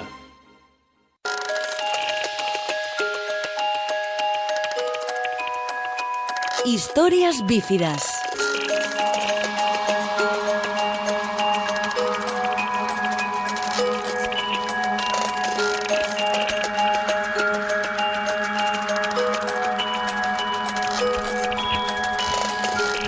Bueno, y seguimos con el programa cuando son las 11:16 de la noche aquí en la escóbula de la brújula, y es el momento, si con estas batallas, con estos mercenarios, pues no hemos entrado todavía a tono y no nos hemos ambientado suficiente, seguro que Miguel nos va a colocar en el sitio, porque, bueno, con la historia que has preparado, sin decir el nombre, sí, pero el personaje se las trae. Personaje se las trae, efectivamente. Cambiamos un poco de tercio sin salir de Camboya, ¿no? Y bueno, he escrito este cuento que se sale un poco de lo que suelo escribir, porque siempre me he preguntado, ¿no?, en estos personajes históricos que cambian de repente la historia de un modo drástico, sobre todo de un modo trágico, como pues es el caso de los grandes dictadores, todos los momentos de su vida en los que han podido desaparecer, ¿no? Es famoso el hecho de que el parto de Hitler fue un parto complicadísimo, ¿no? ¿Qué hubiera pasado si no hubiera sobrevivido a él, ¿no? Esto lo recoge muy bien Pues Roald Dahl. seguro que habría nacido otro Hitler en otro lado del mundo. Eso iba a decir yo, es posible, ¿no? Sí, pero las estas distopías. personalidades Lo malo abunda, que dice mi pueblo. Esos personajes tan fascinantes que arrastran a multitudes a cometer atrocidades, ¿no? Pues ¿qué hubiera pasado si no hubieran existido, si se hubieran quedado por el camino, ¿no? Y fruto de esa reflexión, de esa inquietud que siempre he tenido yo, de esa historia, ¿no?, ficticia, pues hecho este relato, ¿no? Esas historias paralelas, esas distopías, ¿no?, como se llaman en ciencia ficción, pues estaría interesante. Hay que recordar también a todos los oyentes que Miguel Salas en esta sección ha hecho un relato expresamente para este programa. O sea, claro, no es algo que haya rescatado por ahí que ya tenía hecho. Siempre acepta estos retos. Él sabía que íbamos a tratar de Camboya. Ha hecho un relato específico. Es el toque literario que tiene también La escóbula de la brújula. Y además, para más Inri, ni siquiera está grabado, sino que lo va a recitar en vivo y en directo. Así que, valor y al toro.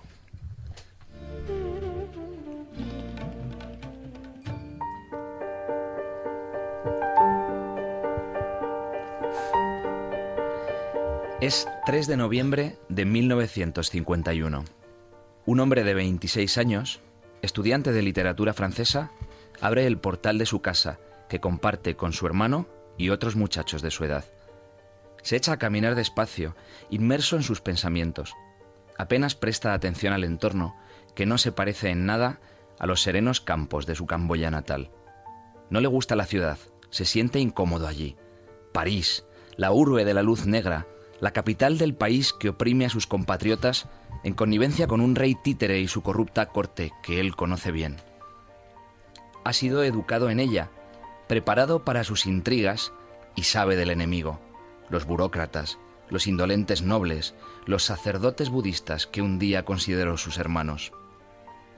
Todas las cabezas de la hidra capitalista, alimentada por los franceses que le han becado para estudiar en el podrido corazón de su república.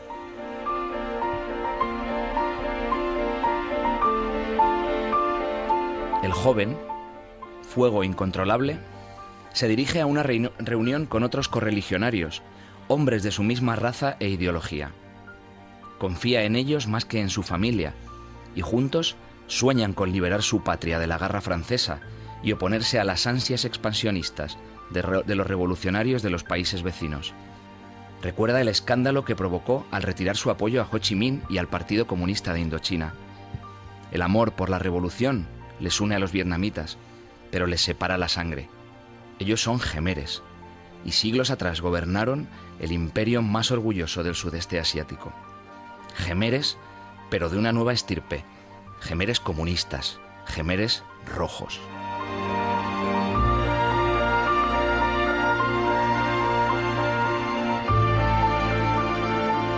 El muchacho, que se ha apoyado en el pretil del Pont Neuf para contemplar París, su majestuosa enemiga, se gira para seguir su camino.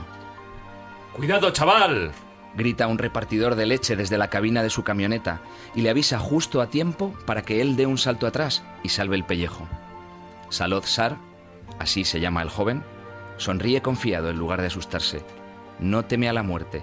Sabe que ha sido elegido para enderezar el destino de su amada Camboya. Nada ni nadie podrá evitar jamás que se convierta en quien de verdad es, que adopte el nombre que lleva en su corazón, Pol Pot.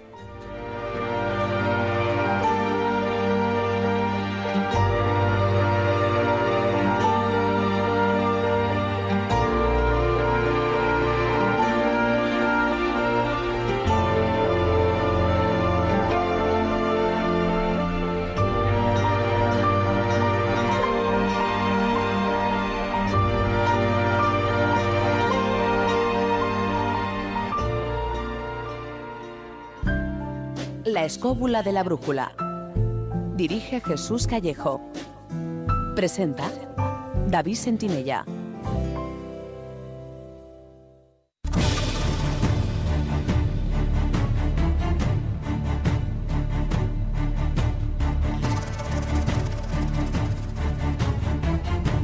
Comienza El Filandón.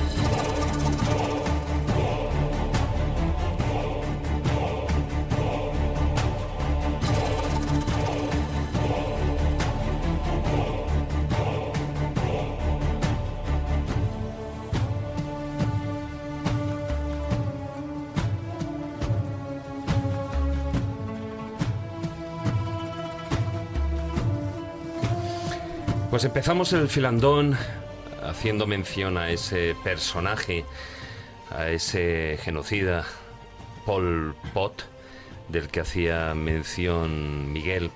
Ahora, precisamente, además, que se cumple, si no recuerdo mal, 40 años del régimen, ¿no? Bueno, se instauró en 1975 Y bueno, pues fue toda la represión, toda una reeducación brutal, retrocedió al país hasta la edad de piedra, prácticamente. Bueno, es lo que él quería, el año cero.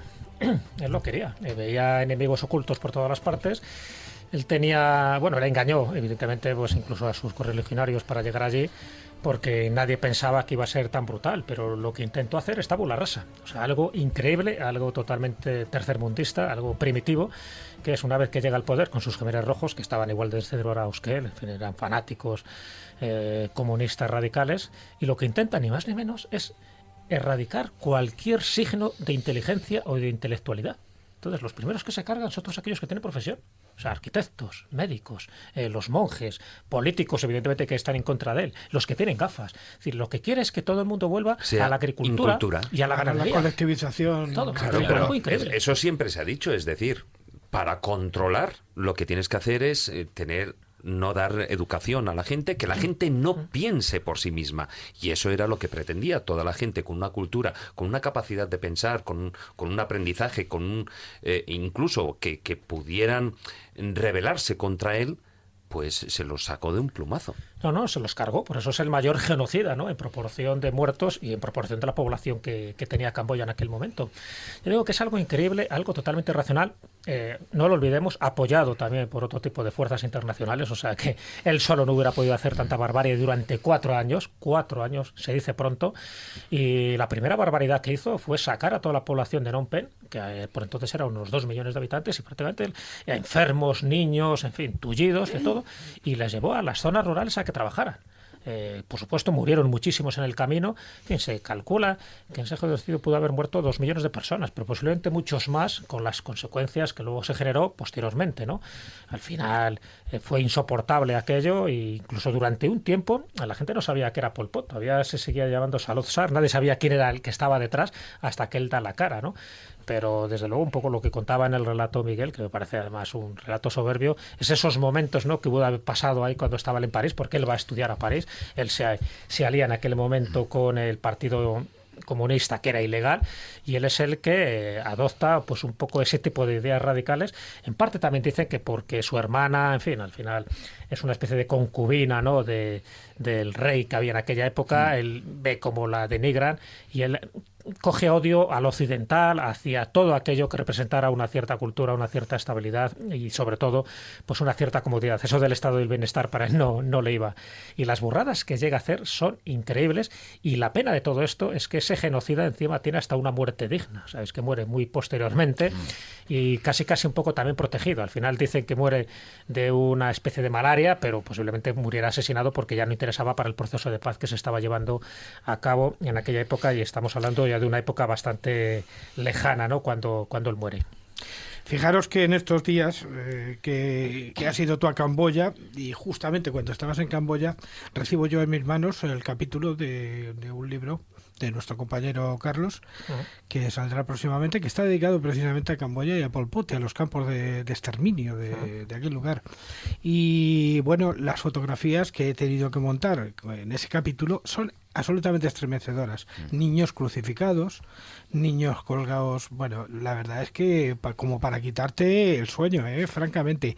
Aquello debió ser el infierno en la tierra. Si es que, o sea, no pudo ser otra cosa parecida, porque es que luego además las montañas de calaveras que se hacían a la entrada de los campos de concentración aquellos y tal, eso era casi como la de los turcos en la época de 1600 y pico. Pero el problema ya no era solo los muertos, o sea, ya no es que terminara con 1.700.000 personas, prácticamente lo que era la cuarta parte de la población.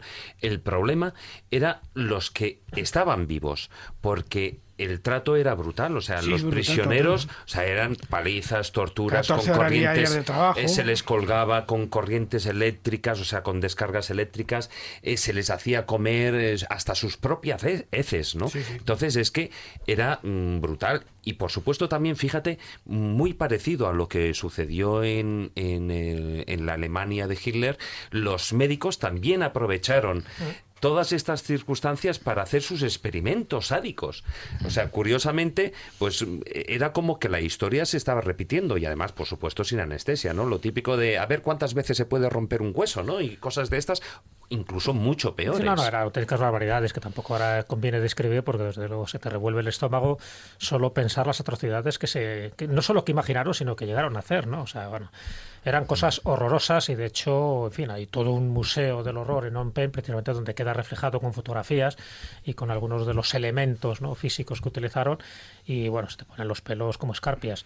Claro, no lo olvidemos que tuvo el apoyo de China, o sea, este tipo de gente no prosperaría sin ese apoyo. Y no solo el apoyo de China, sino que 2 años atrás, en 1973, los americanos se van de Vietnam. Claro. Con lo cual... Pero es que precisamente esa es la caída del régimen de los Khmeres rojos. Los vietnamitas que estaban fronteros con ellos, justo al final son los que terminan, hinchándose por las continuas incursiones que hacía el régimen de Pol Pot, intentando, traspasar la zona de Vietnam. Pero claro, es que lo de Pol Pot era el ejército de Pancho Villa comparado con el brutal ejército que tenía en ese momento Vietnam, que acababa de derrotar a los Estados Unidos. O sea, que duró el régimen de Pol Pot, vamos, dos telediarios. Sí. Bueno, no, 4 años fueron muchos. 4 años. Quiero decir al final, cuando ya Vietnam se le hinchan las narices y va por él, tardó 2 días. Tengamos en cuenta una cosa, hablamos de esos 4 años de terror que fueron horrorosos, ¿no? En fin, inimaginables.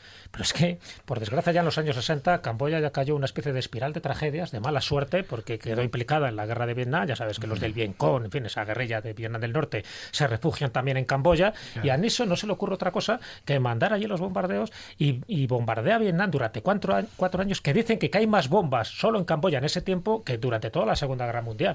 O sea, que en otros países. Lo que mandó allí, que esas 108.000 toneladas de bombas, esas 100.000 muertos que también se produjeron, porque por eso digo que contando todas las desgracias que le pasaron a Camboya, y no solo durante el genocidio Khmer, es decir, claro que murieron muchísima gente, por eso no se habla de 1/4, sino de incluso de 1/3 de la población, porque van muriendo todos. Y luego encima se desata una guerra civil desde el año 1970 a 1975. O sea que cuando llega ya Pol Pot, el país estaba prácticamente destrozado. Claro. Y lo que hace es destrozarlo más. Claro. Desde si ya estaba en la Edad Media, lo lleva a la Edad de Piedra. Claro, el problema es lo que tarda en recuperarse un país, ¿no? Después de una sucesión de tragedias. Pues esto es lo sorprendente cuando llegas a Camboya actualmente. ¿Cómo, con estos antecedentes, ya te digo, y sería para entrar en detalle, para dedicar todo un monográfico solo al genocidio camboyano, con todo esto, con lo que han sufrido desde los años 60 hasta pues, prácticamente que se firma el Tratado de Paz de París en el año 1991, con todo eso, con toda la población que han perdido, con todos los que han sido mutilados, con todas las minas antipersonas que todavía están diseminadas por ahí, que no todas han sido desactivadas.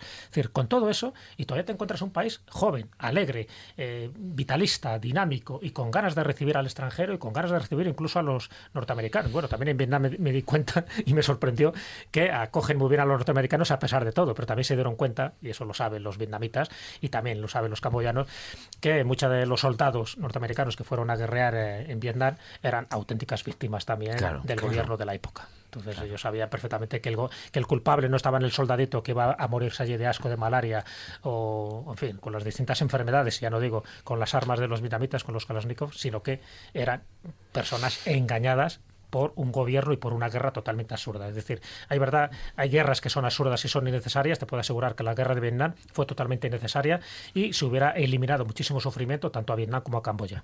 Sí. Bueno, yo creo que se podían hacer, como tú bien decías, Jesús, programas analizando todo lo que fue el genocidio y toda la labor de Pol Pot por acabar con la humanidad, ¿no?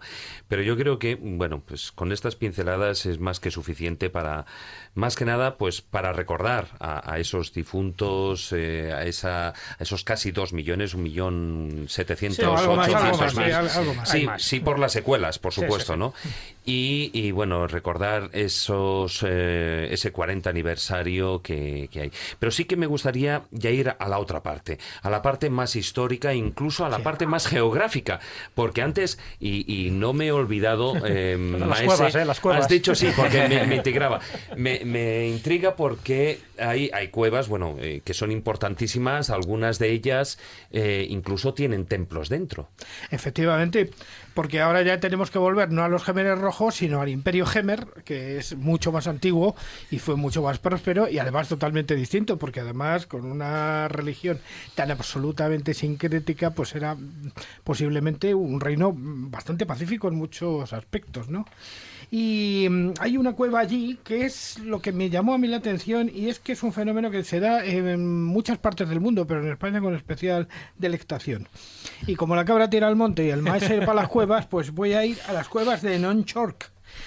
Bueno, no sé cómo se pronuncia bien. Nonchork, digamos así. Que no es no chorris, no. No es chorris.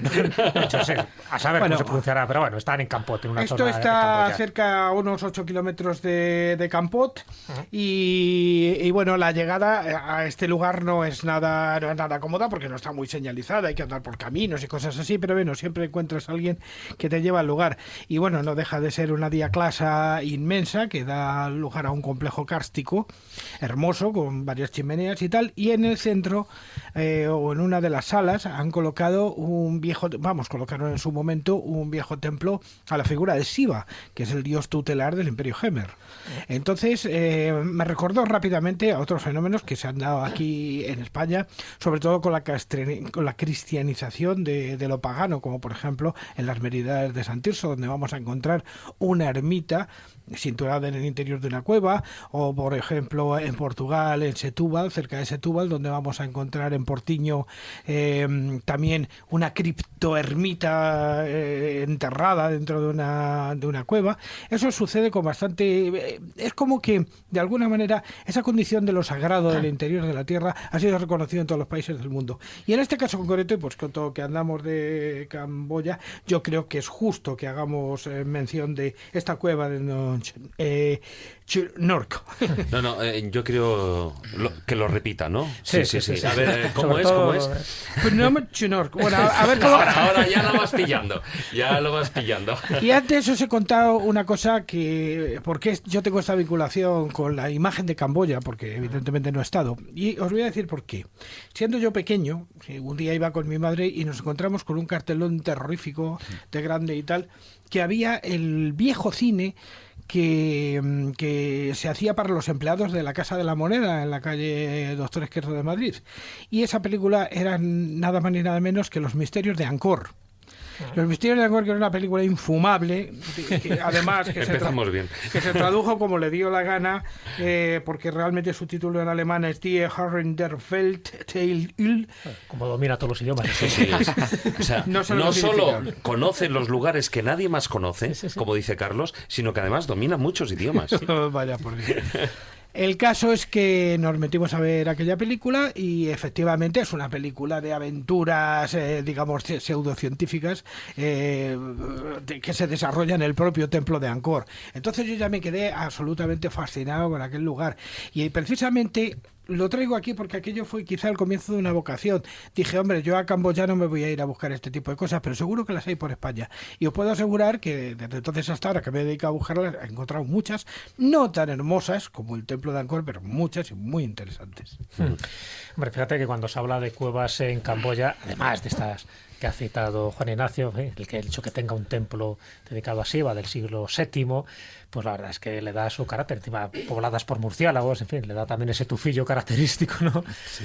Del guano del murciélago. Y siempre que se habla de esas cuevas, y relacionado un poco también con lo que decíamos antes del genocidio, están las famosas Killing Caves, esas cuevas de la muerte, que eran tremendas, y sobre todo en Battambang, que es donde una de esas cuevas, en fin, en el alto de la cueva, hacía una sima, y lo que hacían es que cuando llevaban a los prisioneros allí para quitárselos del medio, porque lo que querían era matar de forma rápida y barata, ¿no?, sin utilizar ni siquiera balas, les daban un golpe en la cabeza y luego los arrojaban directamente a estas cuevas, y estas cuevas ahora se han convertido en una especie también de museo del horror, una especie de museo natural para la reflexión, ¿no?, de la irreflexión humana, precisamente. O sea, pero también un poco destacarlas. No va mucha gente, porque la mayoría de la gente suele ir a Phnom Penh o a Siem Reap, pero bueno, en Battambang están esas cuevas tremendas, oscuras, tristes, perversas, que recuerdan pues todo ese pasado, ¿no?, ignominioso de Camboya.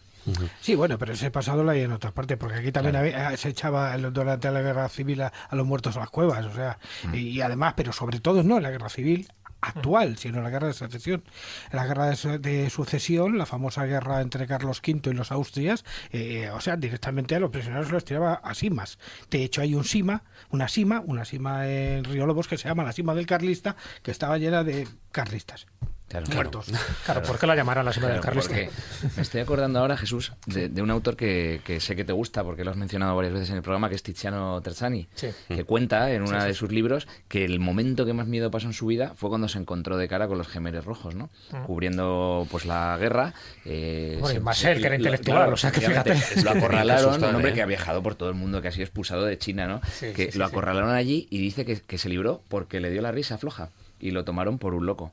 Y entonces lo dejaron marchar, ¿no? Porque el tío se enfrentó a ellos riéndose a carcajada limpia, ¿no? Y entonces, pues mira, a lo mejor su inteligencia sirvió para salir de ahí. Pudo escapar de aquello. Una risa nerviosa. Su miedo, ¿no? o fue su miedo, ¿no? Sí. Pero... Recuerda otro caso que yo he escuchado de alguien que se hizo el mudo y que también se libró por eso.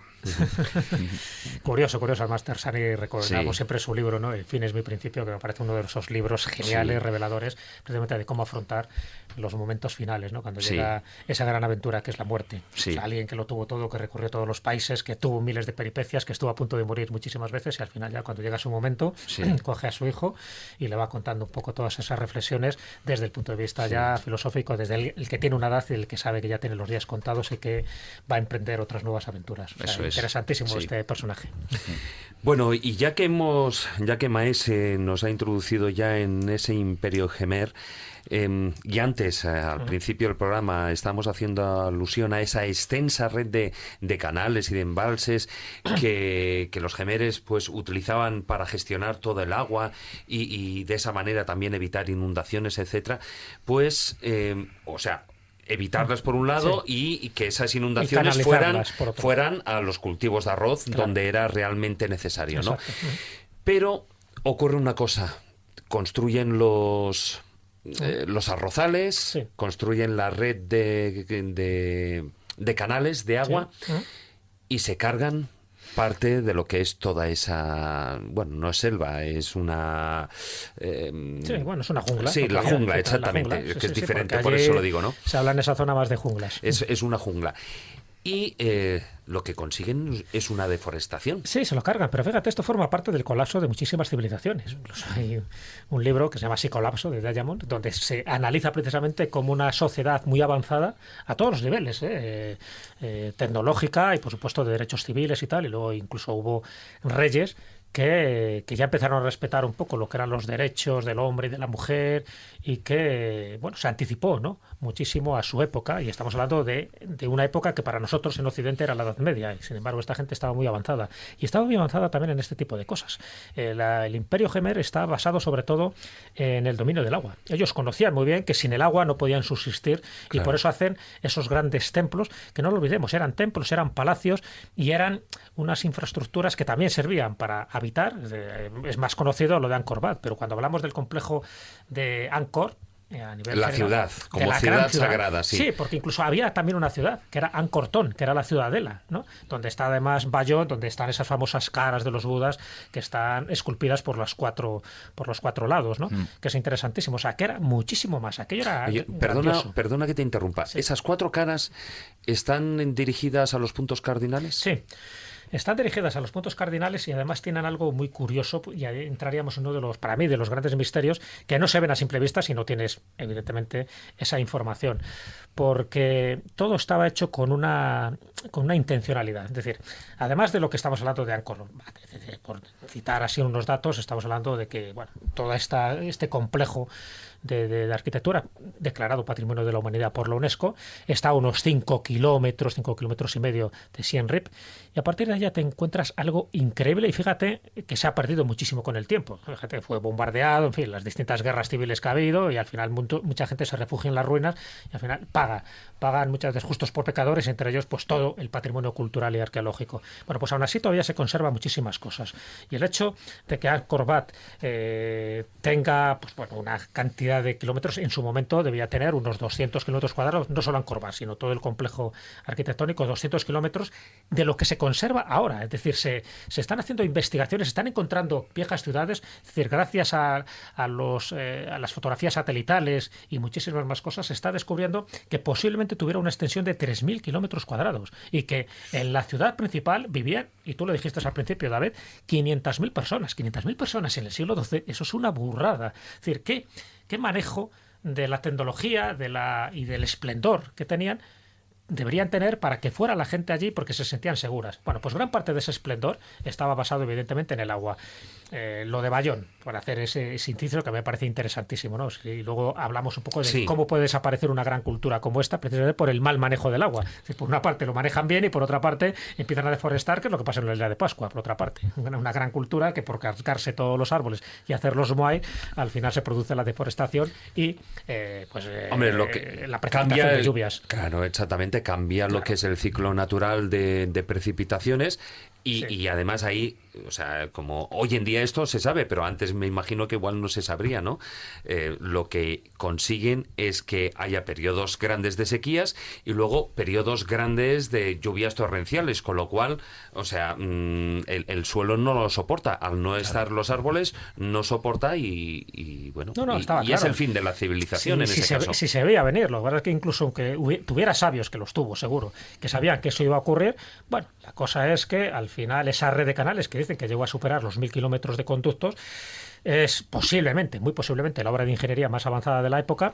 Al final, precisamente por esos grandes avances, genera ese colapso del imperio muy pocos años después de alcanzar su máximo apogeo. Por eso, a partir ya de ese siglo XIII-XIV, va declinando. En el siglo XV, cuando ya entran los soldados tailandeses, pues se lo encuentran aquello prácticamente abandonado y dice, ¿qué ha pasado? Pues ha pasado eso, que se convirtió, no en un desierto, porque aquello sigue una jungla y los monzones son los monzones. Ya sabéis que allí no están las 4 estaciones típicas que tenemos aquí en España, pero sé que se cargaron una gran civilización.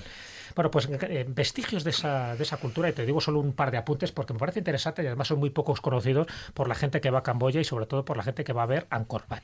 Es decir, Angkor Wat, para que os deis cuenta de la importancia que tiene para los camboyanos de antes y los camboyanos de ahora, que la efigie de Angkor Wat es lo que figura en la bandera de Camboya. O sea, para que en una bandera, que es un símbolo nacional, aparezca un templo religioso, imaginaros la importancia que tuvo y que tiene actualmente. Pero también es verdad que tiene una simbología mística y mítica, porque Angkor Wat, cuando se construyó, igual que otros templos, lo que intenta reproducir es el monte Meru. El monte Meru es un monte mítico de los dioses, donde viven los dioses, que por cierto, la mitología tibetana piensan que era el monte Kailash. El monte Kailash sí existe, forma parte de los Himalayas, pero el monte Meru no. El monte Meru es donde viven los dioses, donde están ahí, es una especie como, en fin, de monte Olimpo, ¿no?, para los griegos, y reflejaban en el suelo aquello que estaba en el cielo, es decir, aquello que era la morada de los dioses. Entonces eso es muy importante saberlo. Primero, Angkor Wat, esas 5 torres que tiene Angkor Wat y la principal, la torre central. Las agujas, ¿no? Las agujas famosas. La central tiene hasta 65 metros desde el nivel del suelo, algo increíble, algo portentoso. Eso hay que tenerlo en cuenta porque para ellos era un microcosmos todo lo que había allí en Angkor, y sobre todo en Angkor Wat, que era, por decirlo así, como el templo de los templos, el templo más importante, y luego estaba Angkor Thom, que era la ciudadela, es decir, donde se vivía, se comerciaba, se hacía otro tipo de vida más cotidiana. Bueno, pues un dato significativo. En Angkor Thom es donde está Bayón. En Bayón es ese templo muy conocido porque aparece en muchas fotografías donde están esos budas que acabamos de comentar. Es decir, está lleno de torres. Ya no son las 5 torres de Angkor Wat, Angkor Thom está lleno de torres y en cada torre hay 4 caras, es decir, cada torre está capitaneada o circundada de 4 caras de Buda, porque ya sabéis que empieza siendo hinduista y al final acaba siendo budista. Estos templos hay una serie de tejemanejes religiosos muy curiosos. Entonces, si hay 54 torres, no por casualidad son 54, y hay 4 caras, y no por casualidad hay 4 caras, a pesar de que están, lógicamente, distribuidas, orientadas en los 4 puntos cardinales. Si tú multiplicas 54 por 4 te da 216. Y aquí entramos en un dato que lo voy a esbozar muy rápidamente porque eso nos llevaría por otros derroteros que a mí particularmente me parecen apasionantes. Y es los números sagrados. Es decir, todo el complejo de Angkor en general y el de Angkor Wat, Wat significa templo, en particular, se hizo con unas medidas y una precisión y una precesión determinada. Y hablo de la precesión de los equinoccios. Es un poco la tesis que baraja Graham Hancock en una de sus obras, que es El espejo del paraíso. Él dice que diversas culturas desarrollaron una serie de números míticos y sagrados para recordar viejos acontecimientos cósmicos. Y para que quedara reflejado, no en papel, sino en los monumentos, dejaron ese tipo de testimonio tanto en la orientación como en el número. Por lo tanto, todos los números que tiene Angkor Wat, igual que pasa, por ejemplo, también con las pirámides de Egipto y con otros lugares, por ejemplo, las ruinas de Pompey, todo tiene que ver con esa precesión de los equinoccios. Ya sabéis que hay un año, el gran año zodiacal, que son 25.900 años, que es el ciclo precesional, ¿no? Eso es lo que genera los 360 grados de la elíptica. En fin, no vamos a ahora empezar a describir un poco esto, pero yo creo que la mayoría de los oyentes saben por dónde vamos, que es lo que luego condiciona las 12 constelaciones zodiacales con 30 grados cada una. Bueno, pues 72 años sería el tiempo que el Sol completa un grado en el cielo, 72. 108 sería 1,5 grados, 54 sería, por tanto, la mitad, etcétera, etcétera. O sea, 2160 son 72 por 30, es cuando el Sol completa 30 grados, los 2160 años clásicos, ¿no?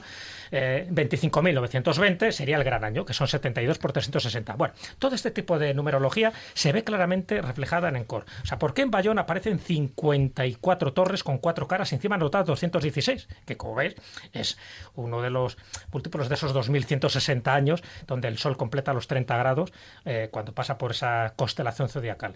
Todo tiene que ver. Y luego el 108 es importantísimo.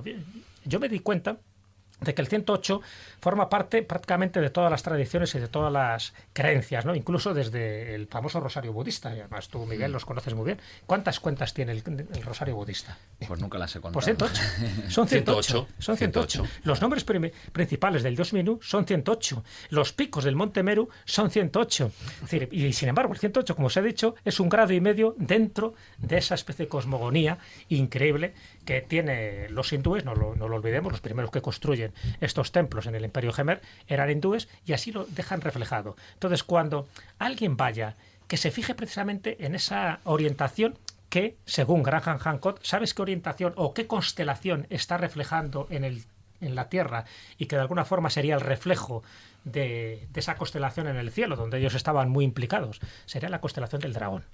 Ya sabéis que se ha hablado mucho de las Pléyades, de Orión, muy relacionada con Egipto. Bueno, pues por la orientación geográfica que tienen estos templos de Angkor en Camboya, la constelación que en aquel momento, y según Graham Hancock, bueno, es una teoría muy, muy particular suya, sería en esos 10.500 años antes de Cristo, lo que estaría reflejando sería la constelación del dragón. Evidentemente estos templos son del siglo XII, por lo tanto no nos tenemos que ir muy atrás, pero él dice que serían como reflejos que van transmitiéndose de generación en generación y sobre todo por una dinastía de sabios.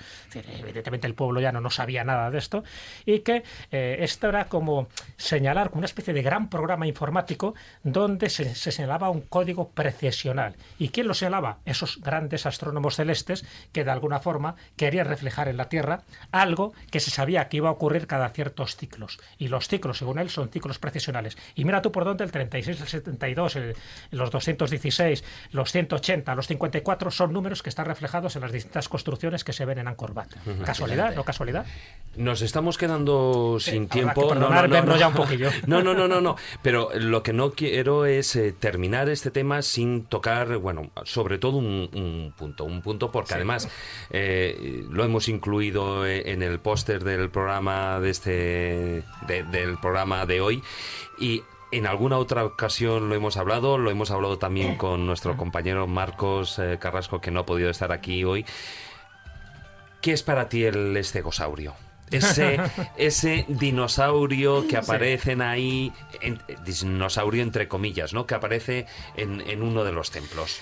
Bueno, como te puedes imaginar, es una de las cosas que fui a investigar personalmente. Yo había visto la fotografía del estegosaurio pues, en varias revistas, en varios libros, pero siempre la ves fuera de contexto, es decir, lo ves tal cual. Es decir, yo quiero ver lo que hay antes, después y alrededor. La primera sorpresa es que no está en Angkor Wat, está en otro templo que se llama Ta Prohm, que también forma parte de ese complejo arquitectónico que acabamos de comentar, pero no es en Angkor Wat, no es en el templo sagrado de Angkor Wat, es en Ta Prohm. Conocido posiblemente para muchos que les gusten las películas de Angelina Jolie, es la de Tomb Raider, y ya sabéis que parte de esa escena está rodada en Yo sé más de uno que no se fijó en el templo. No, se fijó en otras cosas, pero yo creo que a partir de hoy sí se va a fijar en el templo, y además son templos que están absorbidos ciclos están comidos por las raíces de ese tipo de árboles que son como higueras, que son como ficus y que le da una estructura muy singular. Bueno, directamente me fui allí, lógicamente tuve que preguntar y preguntar porque nadie sabía dónde estaba el dinosaurio. De hecho, el grupo con el que yo iba no tenía ni idea de la existencia de este supuesto dinosaurio. Bueno, gracias a mi insistencia, antes de que se me escapara, porque era difícil ver, no te creas que es tan sencillo, sí que lo localicé, lo fotografié, lo analicé por todos los sitios y yo tengo mi pequeña conclusión. Yo creo que no estamos delante de un opar, de un objeto fuera de tiempo. No creo que sea un dinosaurio, no creo que sea un estegosaurio, porque físicamente ya no se parece a un estegosaurio. Un estegosaurio tiene una cola más alargada, tiene 4 espinas, tiene una cabeza más pequeña y alargada, las patas son distintas y lo que allí se queda reflejado no es un estegosaurio y no es un dinosaurio. Entonces, ¿qué es? Mi interpretación personal.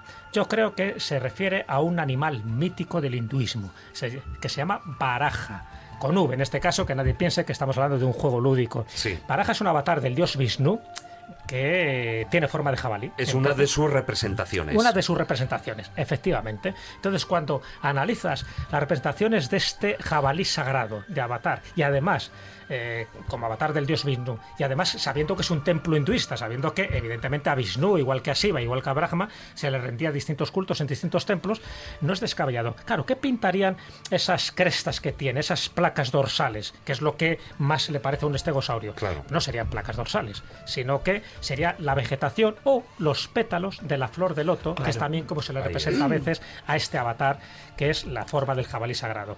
Yo no sé si con esto, bueno, y entre otras cosas, este jabalí tiene cuernos y tiene orejas, cosa que un estegosaurio no tiene. Entonces... Seguro que va a dar pues bueno, mucho que hablar, y espero que en las redes sociales, tanto en Twitter como en Facebook, bueno, pues que vayáis dando vuestras opiniones y vuestros comentarios. El tiempo se nos está acabando, pero bueno, de una manera alarmante. Increíble, ¿verdad? Y eso acaba rápido. Lo que sí que hay que decir es que recordar, porque la semana pasada dije ya algo, pero no di todos los datos, que el próximo 17 de diciembre, jueves, vamos a realizar el último programa del año. Del año, los puntos suspensivos no de la temporada, del año. Y vamos a celebrar el programa en directo en el Salón de Actos de la Casa de Cantabria en Madrid, que está en la calle Pío Baroja sin número. No, pero 10, el número 10, perdona, número 10. Tienes 10. toda la razón, para algo eres el jefe. Y bueno, como el salón tiene unas plazas limitadas, lo que tenéis que hacer todos aquellos que estéis interesados en venir es cuanto antes mandar un correo electrónico, porque vamos a ir por orden riguroso de llegada, un correo electrónico dando nombre, DNI y el número de personas que vais a ir, y ahí os devolveremos el mensaje. El correo electrónico es el siguiente: eventosescobula@gmail.com. Os lo repito, eventosescobula@gmail.com. El 17 de diciembre. ¿Tú querías apuntar algo más? Bueno, yo simplemente voy a decir que a partir del día 2 os recordáis todos el famoso taller del pintor, desde donde se emitió este programa durante muchísimo tiempo, donde se grabó. Pues los miembros del famoso taller del pintor, que no tienen nada que ver con la escóbula, pero que sí que fueron compañeros nuestros y lo son, ahora vamos a poner una exposición, porque yo soy uno de ellos, en el Centro Cultural Francisco Fatou de la Villa de Vallecas, aquí en Madrid, desde el día 2 hasta el día 31 de diciembre. Una exposición de pintura que además subiré a la red para que veáis los cuadros, los que no estáis en Madrid, lógicamente. Uh-huh. Y aunque queda mucho tiempo, pero solo hago un pequeño anuncio, porque bueno, Antonio Pérez está detrás de este tercer congreso de Mazarrón Más Allá. Se va a hacer el 20 y 21 de febrero del 2016. Ya lo comentaremos con más extensión, pero que sepan que se ha abierto ya el plazo de inscripción, que son plazas limitadas, y adelante con ello, aunque luego ya comentaremos en otros programas quién son los ponentes y cuáles son los temas que se van a tratar. Uh-huh.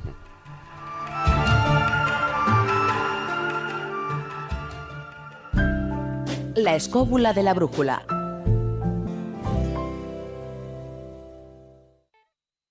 El 22 de diciembre, tú decides. Puedes comprar el especial de Navidad de la UIF y ayudar a muchas personas con discapacidad.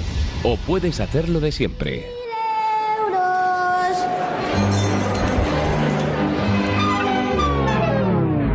22 de diciembre, especial de Navidad de la UIF, por solo 2 euros. La decisión es tuya.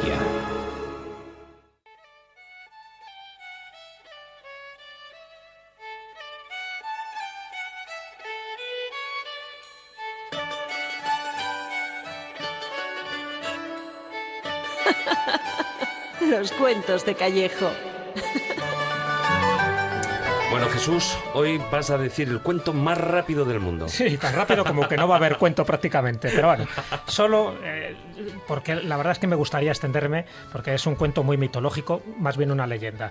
Yo cuando fui al templo de Angkor Wat, en la parte sur, en la puerta por la que tienes que entrar, vi algo muy curioso, que era una hilera de estatuas de 54 devas, que son los dioses protectores, a la izquierda, y 54 asuras, que son los demonios, a la derecha, que estaban tirando de una cobra.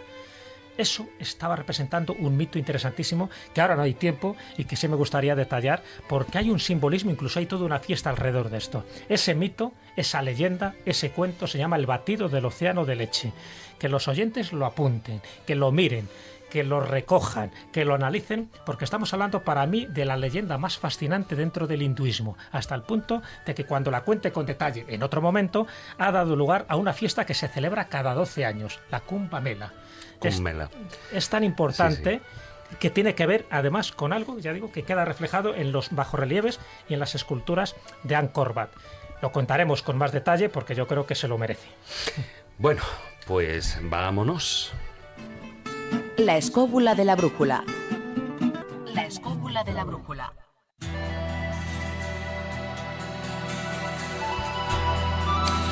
Bueno, Jesús, hasta aquí dura el programa por hoy. Lo hemos exprimido, pero el tiempo no nos da más. El tiempo era el tiempo, y mira que cuando planteamos lo de Camboya, tú me preguntabas, pero 2 horas dará tanto de sí para Camboya. Digo, ya verás cómo da mucho de sí.